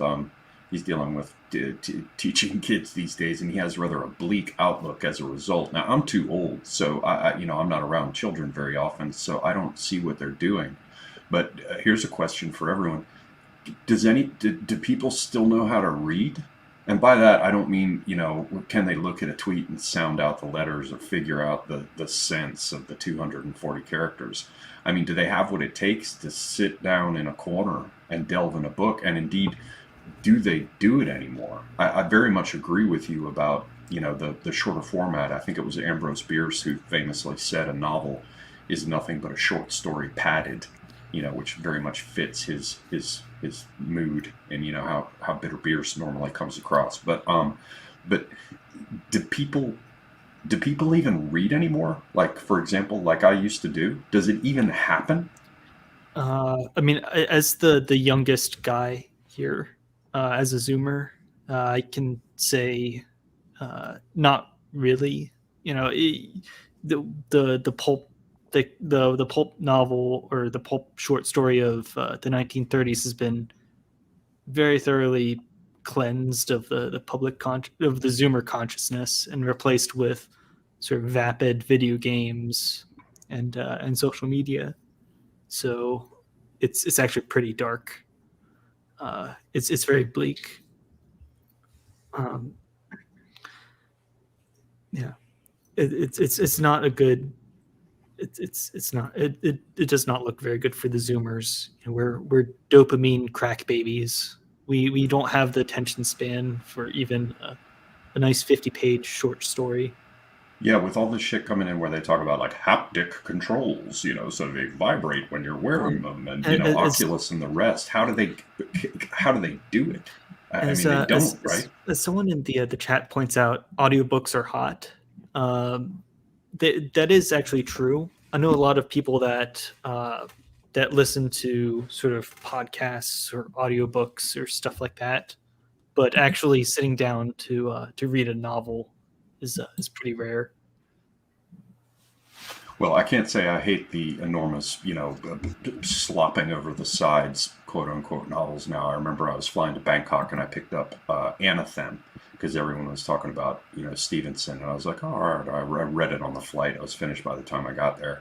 And I was like, this is just, there's no fucking sword fights. I mean, what is with this fucking bullshit?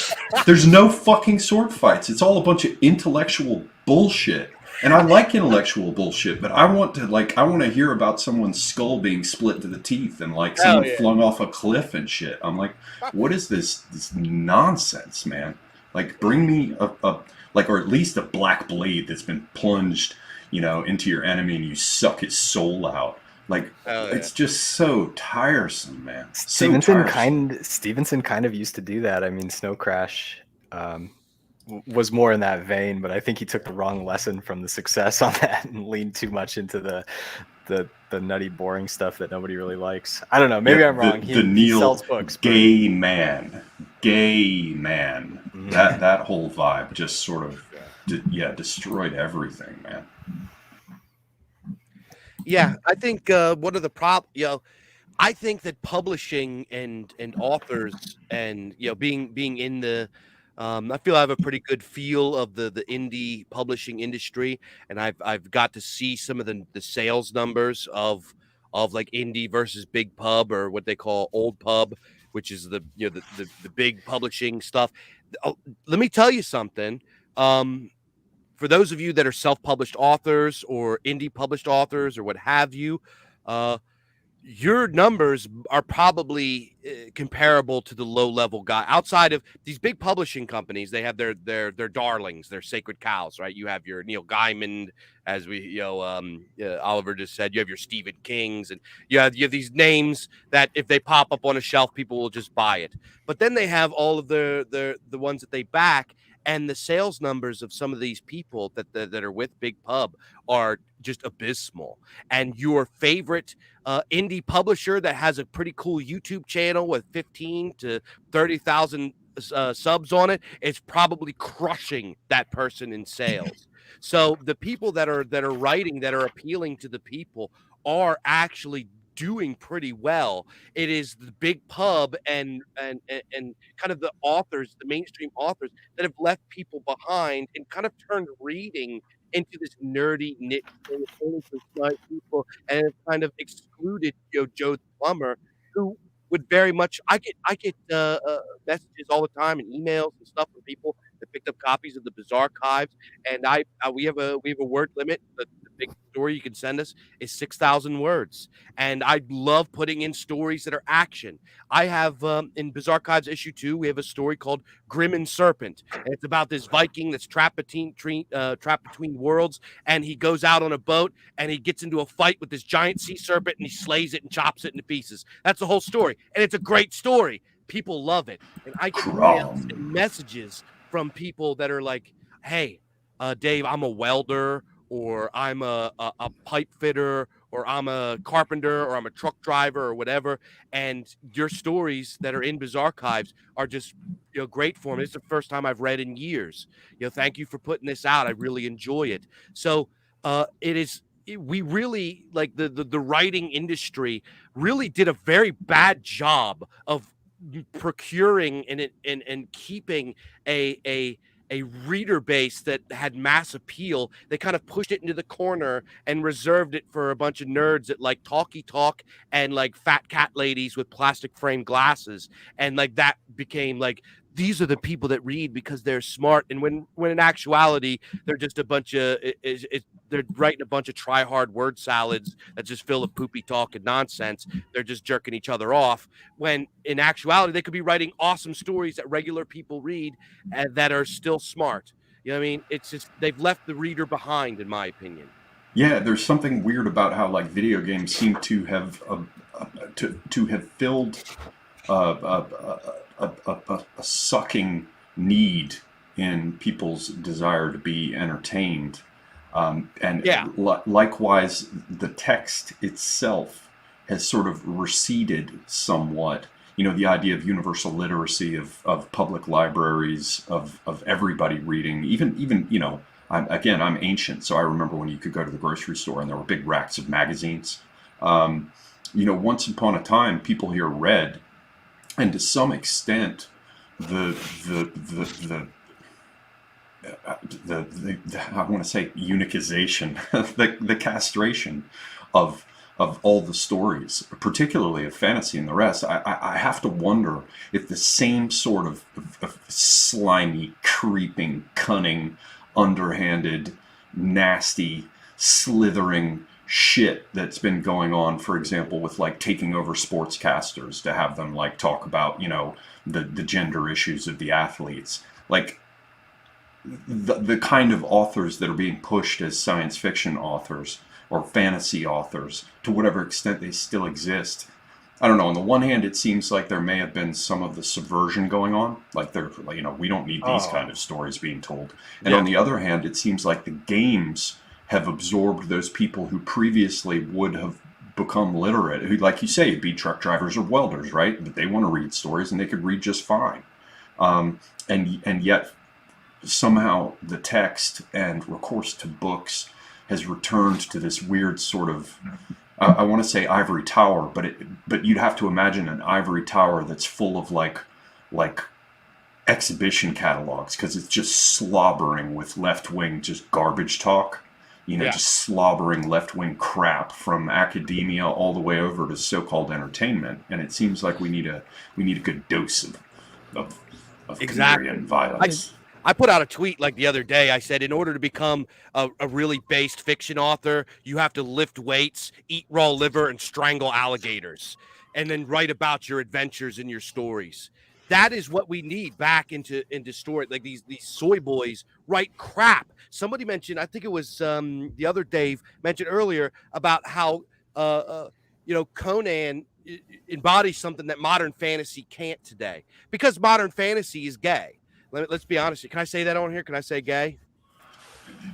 Yes, yellow light, but yes, go on. Okay. It's unmanly, right? It's not good stuff.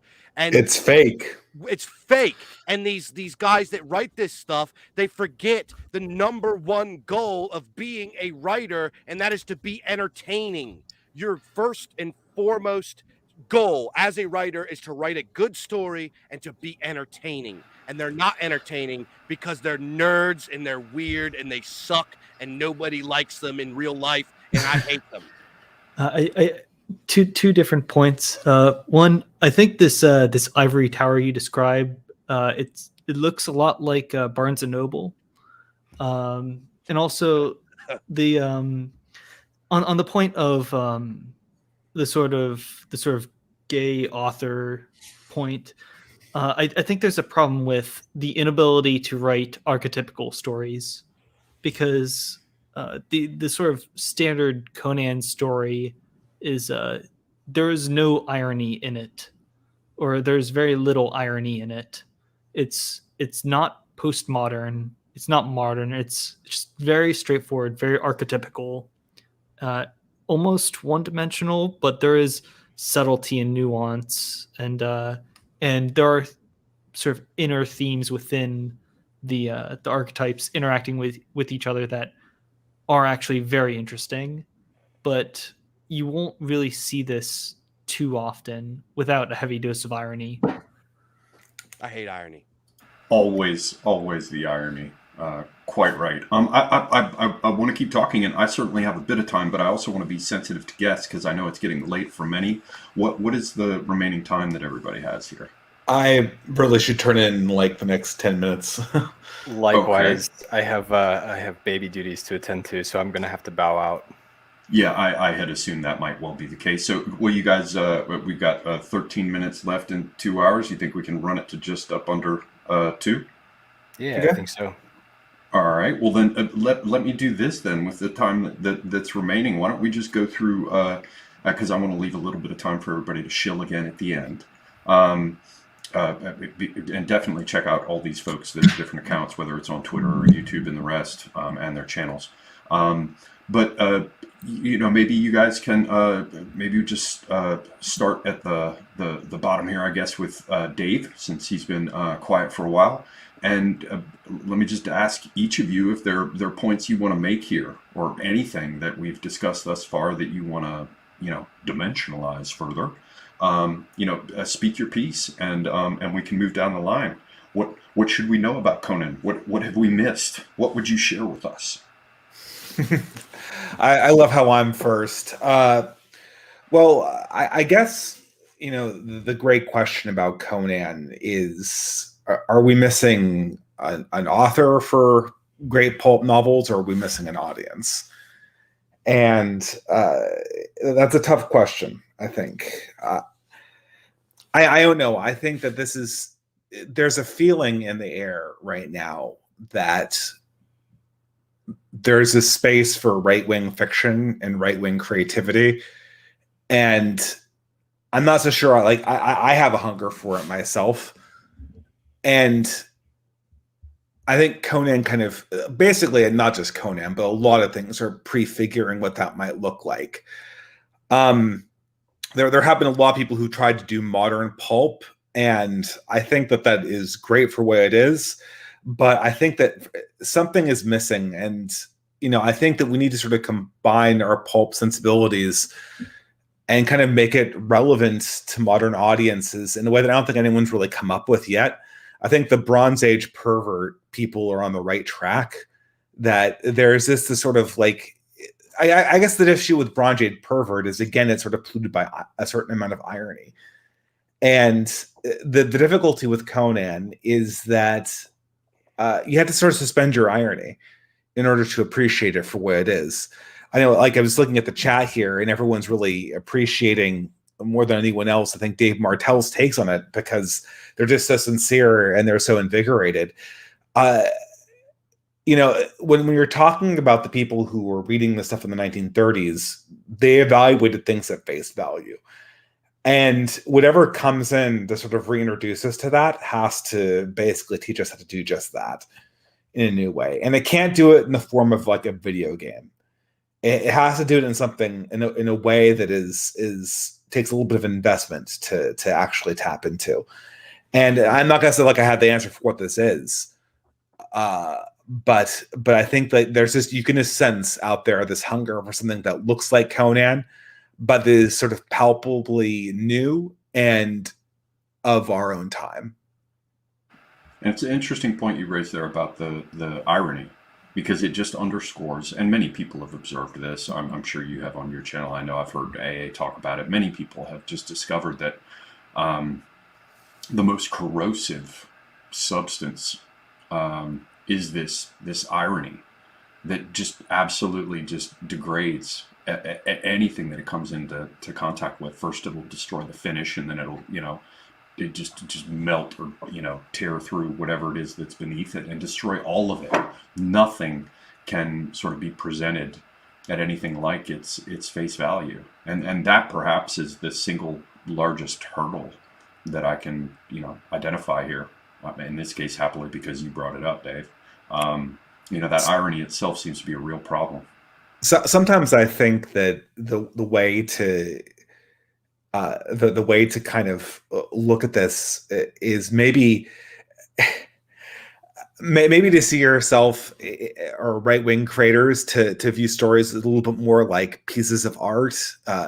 Create like a limited edition run of these things, and then just continue the story and have it not exist online in any meaningful way. So that when you come across the story, you're not coming across anything that exists in an online space that can be just downloaded. You have to appreciate this for what it is. It's printed on one-time paper. I don't know. I've speculated that might be an interesting way to do it. Make it inaccessible. Yeah, and make it a treasure in and of itself. I've thought quite a bit about this. Right. And I'll just say this fast because I want to move on so everybody else has a chance. But I've looked at Blake, and of course how he talks about corrosives and printing in the infernal method, which melts away apparent surfaces, revealing that which was hid. But he's very much into producing, or was very much into producing, his own work. And because he couldn't afford to do printing runs, he would create the plates himself and color them with his wife, in a garret that they could scarcely heat. But which is the most famous thing about him, right? The red dragon, all of that stuff. Yeah, and he's known for making, the books. They were printed, but they were simultaneously works of art. And the other thing that occurred to me beyond Blake and his thing of making the publication the work of art at the same time, which was just a little bit beyond simply, print making, because it was its own kind of illumination. To use Twain's term, brought down to date. It's almost like illuminated manuscripts brought down to date, with a sort of 18th century vibe. But the other thing that occurs to me in terms of making a precious thing that you find offline is the old tradition of beautifully decorating books. So the covers were bejeweled, or they'd have niello or gilding, so that the object itself is a treasure. I think that there's something to that as well, producing the books with their object value, and not just in a way like what's his damn name? A loves him. He's the super nerdy guy who likes to talk about his IQ, who publishes books, and he does the usual thing of talking about how having the custom bound covers. Oh You God! just described like 5 people. Yeah, he's the one who does his own little channel, Vox Day. Yeah. I'm saying go beyond the thing of just having like a fake leather cover and fake gilding. Like really go over the top, and maybe that would be enough to make the monkeys, see the shiny colorful fruit, and and go, ooh, ooh, ooh, ah, ah, get them to actually seize it in their paws and open it. But anyway, just a very interesting idea. Yeah, if Conan teaches us one thing, and I have to go right now, so I'll leave you with this. If Conan teaches us one thing, is that we're not entirely above animals, and the animalistic nature of man is not something we should be ashamed of. But with that, I have to go. Thank you so much for having me. Absolutely. Thanks very much for joining us, Dave. Anytime. And actually, since Conan Esquire is the one who mentioned also that he needs to run quickly, if Dave and Clousington, if you don't mind, would it be all right if we move to him next? Absolutely. I have plenty of don't mind time. at all. I can go last. Okay, sounds good. Conan Esquire, sir, your thoughts? All right. Well, I don't necessarily. I think we've covered so much ground on Conan as a character, Howard as a writer, the entire project. I don't necessarily want to go into a bunch of theoretical detail or argument about what Conan means or anything. I just kind of want to talk about something that I find really compelling about my favorite Conan story, which is Red Nails, which was also the last story published during Howard's lifetime. And that is that the story takes place in this city called, it's up here on the screen right now. It's called Suchat or whatever. I can't get the Nahuatl pronunciation right, but I say Nahuatl.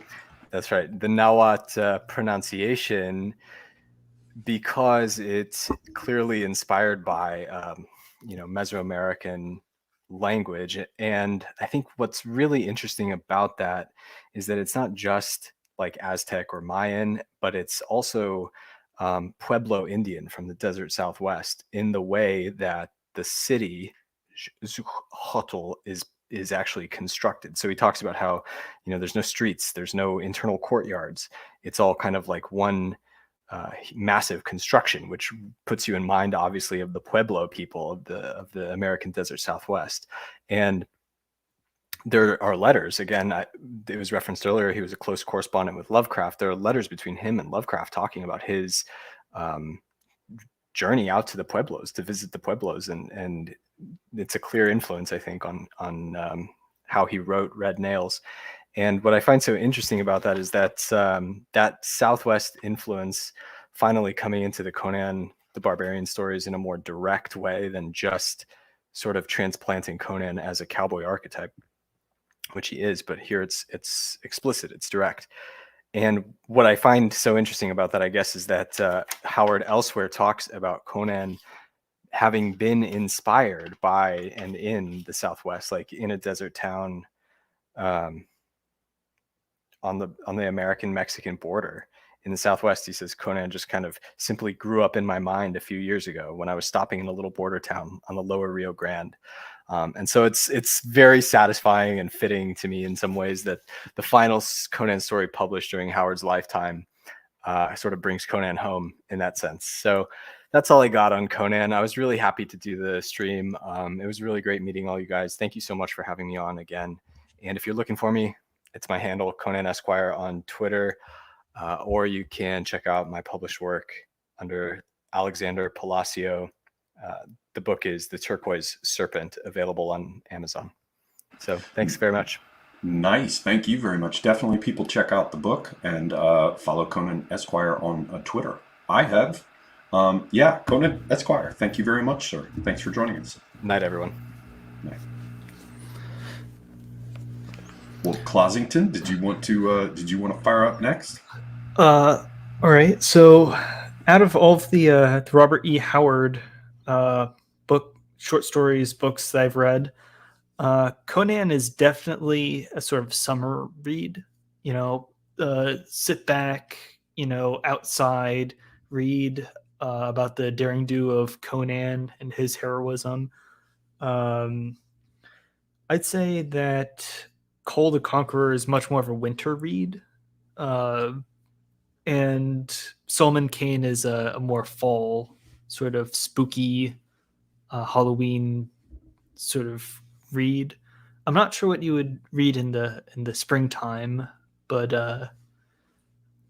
I don't know. Maybe one of his other short stories, like one of the, like, doesn't he have like a Crusader short story, something like that? Yeah, and he's got some sort of great game, British guys out or American guys out in the Middle East, and many different stories like that. Yeah. So I guess what I'm saying is, if you want to read Conan properly, you have to have some sort of nature in the background, or get annoyed by some breeze, or have like trees in the background. You have to sort of immerse yourself before really diving into into Conan in order to appreciate it properly.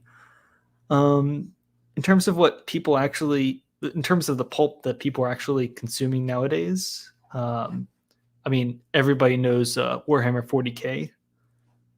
It's much more ironic, but a lot of people seem to enjoy the Horus Heresy books. A lot of people. That the stuff that Morgoth is often talking about reading? Yeah, Because I've not read any of it. Like the first Horus Heresy book is a very decent sort of golden age of sci-fi, sort of like self-contained book, and then the rest is it gets kind of garbage the longer the series goes on, but it's it's cool just to see, or just to read about these like mile long like starships like ramming into each other, and these like demigod like superhumans like fighting each other, just like the sort of Bronze Age demigods of old. It's very archetypical, but it's sort of saturated with this sort of irony and sort of strange commentary that is kind of poisonous if you're looking to get into a sort of straightforward read. But the Zoomers, they eat that up. The Millennials eat that up, and Morgoth also eats it up. So, and what are they reading this on? Are they like reading it on their computer screens or on their phones, quote unquote phones, or on Kindles, or what? So I have 4 Warhammer books, 2 Horus Heresy, and then 2 other different types. But the actual books. I know a lot of people read, like, quote unquote, read these Warhammer books via audiobook form. They just listen to them through audiobooks. If they actually go into the lore at all, a lot of them just they're wikis on the lore, which is just extensive. I think one of the only ways of actually hooking in a pulp audience, or hooking an audience with a pulp product, is with this weird parasocial fandom that sort of 40k develops. Like, you can do something similar with Conan the Barbarian. Like, you can get into the lore, like the thousands of years of lore, and really get into the world building and develop this sort of parasocial relationship with the actual material. And that's one way of actually like getting hooked into a world. And I don't see a sort of single release vintage pulp sci-fi that like Dave recommended as it's very, it's not as like, it probably won't hook the Zoomers, but if it's like ironic, a mile wide, a few inches deep, it might catch a few Zoomers. So I'm just gonna cry now. No, if a Zoomer like myself can find Robert E. Howard, then don't cry too much. I mean, I did. There is hope. Closington, you are the hope. You and Turnip are the hope. I did start my my high school's D&D club. I know I remember listening to your D&D stream. I was a lot more of a sort of casual 3.5 edition sort of player. I do not play the 5th edition nonsense. OSR. Yeah, Right. We're not going there. We're not going there. We're not doing the D&D U-turn. Bring it back to Conan, lads. Yeah. So for Conan, I mean, I think like you could easily read Red Nails in the winter time. You know, there are dinosaurs, but it's mostly set indoors. So like Yeah, intense gothic freakiness, behind the scenes tension, and some remarkably suggestive latent lesbianism. It's a great story. It's a great story. Grab a cup of cocoa and enjoy Red Nails. As a sort of last minute shill, go to Sildings, buy your tickets to the event. It's going to be a lot of fun. And thank you, Semigog, for having me on. I really appreciate it. I absolutely love Conan the Barbarian and all of the short stories. Thank you, guys.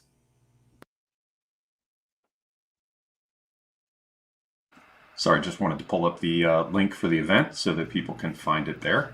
And yeah, thank you, Closington. So I will go ahead and give the last of the commentary on this to you, Dave Martell. And if you want to share your closing thoughts, and then you said that you wanted to read out this poem. Yeah, I think that'll let me just check with you. How long is the poem? It's not that long. It'll maybe 3 minutes. Okay, sounds good, man. So, last thing I wanted, well, Conan.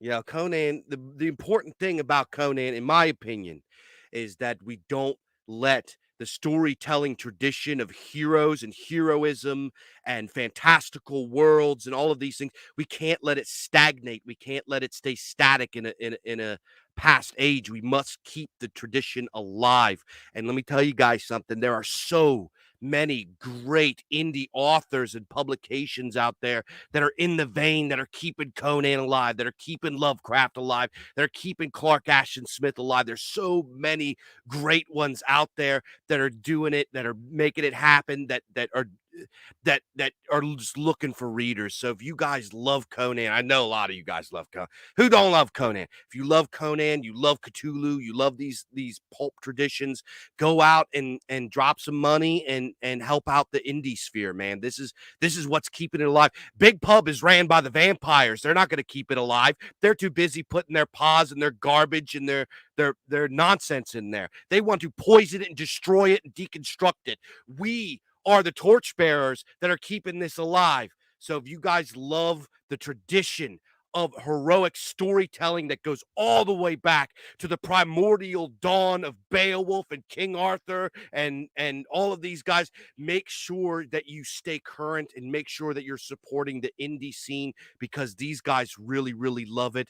If you want to check out what we're doing, what my project is, let me tell you, the Bizarre Archives. I started it with the like a little bit of the money that I had left over from my pandemic stimulus check, and it has blossomed into this actual legitimate publishing operation. It is a Mannerbund. It is a bunch of guys that love it. It's raw. It's sincere. It is a bunch of based guys telling based stories for the sake of telling based stories for Joe Schmo out there that has been left behind by Big Pub. So if you want to support it, the Bizarre Archives, make sure to go to thebizarrearchives.com and go buy a copy, man. We have great price points, great books, awesome stuff. Support aspiring readers and keep the storytelling tradition alive. You can follow us on Twitter and Telegram at the Bizarre Archives, but not just Bizarre Archives. There's so many other great pubs out there too. So go support the indie sphere. It is absolutely important. Buy the books, trade the books, give them to your friends, buy them as gifts.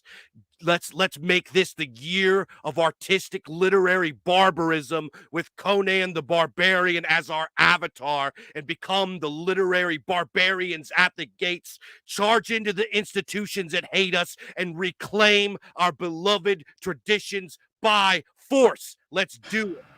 To crush your enemies, see them driven before you, and to hear the lamentation of the women. Hell yeah. Absolutely. Conan style. And speaking of Conan, what can we take away from Conan? What we could take away from Conan is a genius guy that was a brilliant author in his time, a guy that we have a lot in common with, that wrote awesome stories for the sake of awesome stories. Go pick up some Howard books, and not just Conan either. Go check out Solomon Kane. Go check out Call the Conqueror. He even has some detective and westerns. Go immerse yourself in these things, because these are viable vehicles to demonstrate philosophical and political narratives, but they're also just entertainment for the sake of entertainment and escapism and healing and imagination and all the things that make us human. It's tremendous. And if you have not immersed yourself in it yet, you are missing out, and you're gonna love it. I guarantee it. And to illustrate this, I want to end this reading a poem, because a lot of people don't know, but Robert E. Howard was a prolific poet, tremendous poet. And I have found this is a very, very rare Robert E. Howard poem. And this is something that encapsulates and embodies the Howardian spirit and everything that he was trying to put forth, everything Conan and Cull and Solomon Kane was. And it is my favorite poem of all time. And I found it just for this show. It's very, very rare. So a lot of you probably haven't heard it, and I want to read it. I want to do a live reading for you guys. This is my favorite poem of all time, and I hope that you guys enjoy it. Thank you, Oliver, for having me on. This was a tremendous experience and opportunity. I love getting on and talking about these things, and I hope that everybody else listening enjoyed it too. So without further ado, this is the poem A Song of the Naked Lands by Robert E. Howard. You lulled in the gardens where breezes fanned, the blossoms shivering shard. But we were bred in the naked land where life was bitter hard. You raped the grapes of their purple soul for your wine cups brimming high. We stooped to the dregs of the muddy hole that was bitter with alkali. And you grew flabby and round of limb, short of nerve and breath. But we grew rugged and lean and grim in our naked grip with death. Silk was too harsh for your dainty skin, red wine too poor for your drought. We hunted the holes that the rain stood in, and stripped the wolf for our clout. Round were your bellies, soft your hand, soft with the fat of the earth. Yours was the wealth of a smiling land, ours was the desert's dearth. You sang beneath the locust tree, forgetful of hunger and hate. It has always been, it will always be, even then we were at your gate. You lulled by fountain and golden hall until that frenzied morn, when we burst the gates and breached the wall and cut you down like corn. We reaped the yield and plowed the field with red and dripping shares. And you could not fight, and you could not run, you could only die like hares. Grim was the barter, red the trade, with dripping swords for coins. And your women screamed in the trampled sand with bruised and bleeding loins.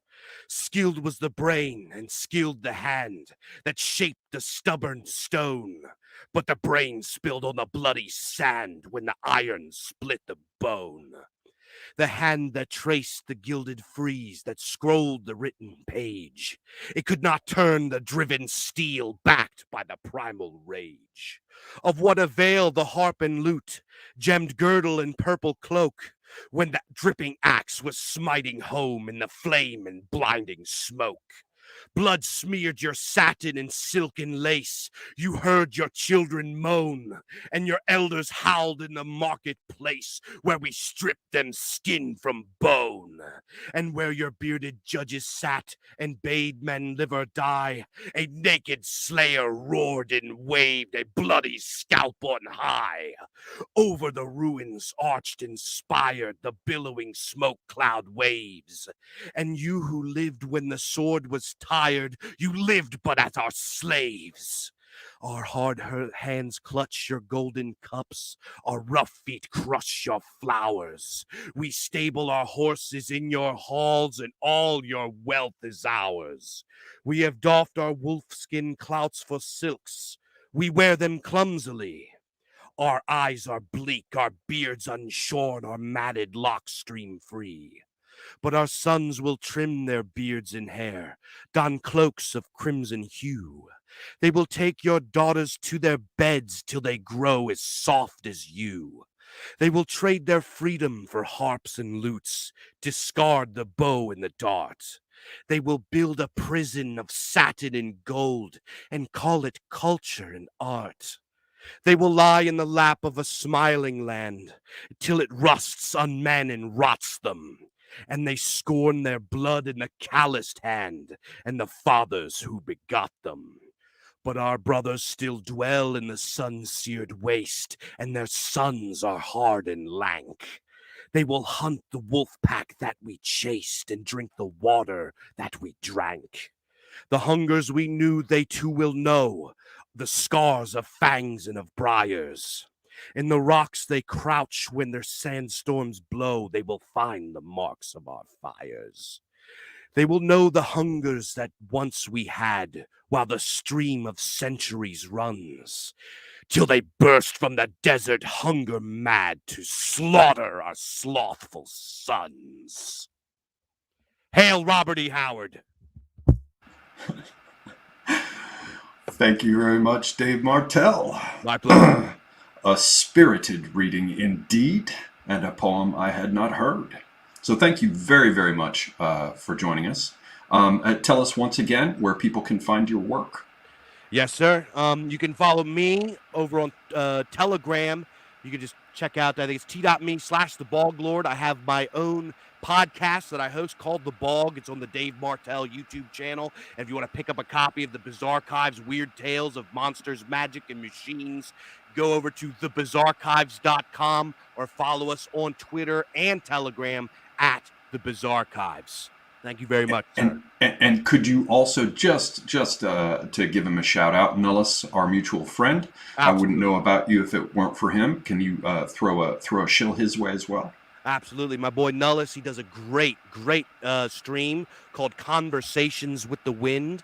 I believe his YouTube channel is just called Nullis Abnormocracy or something like that. I'm sure the mods can pin it in the chat there. But excellent guy, tremendous show. Shout out to Donald Kent, who also, he does the art for the Bizarchives from American Zarathustra. So many great guys over there. Shout out to the White Art Collective and everybody involved. Much love to the Bizarchives, the Bizarkangs, and all the Bog Lords out there. Yes, White Art Collective is a good crew. I endorse them as well. Well then, Dave Martell, I thank you. I thank all of our guests who had to run because they actually have lives, unlike me, and real responsibilities. Thanks to all of them, and thanks to you, the audience, that so kindly joined us this evening. So yeah, this is all about Conan and the Hyborian Age. I hope that everyone will go out and check out those stories if you don't already know them, and I hope that everyone here will consider reading, for fuck's sake. Please do it. And so, yeah, that covers it from my end. Ladies and gentlemen, thank you very, very much again for joining us. I am Semiagog, and I am out.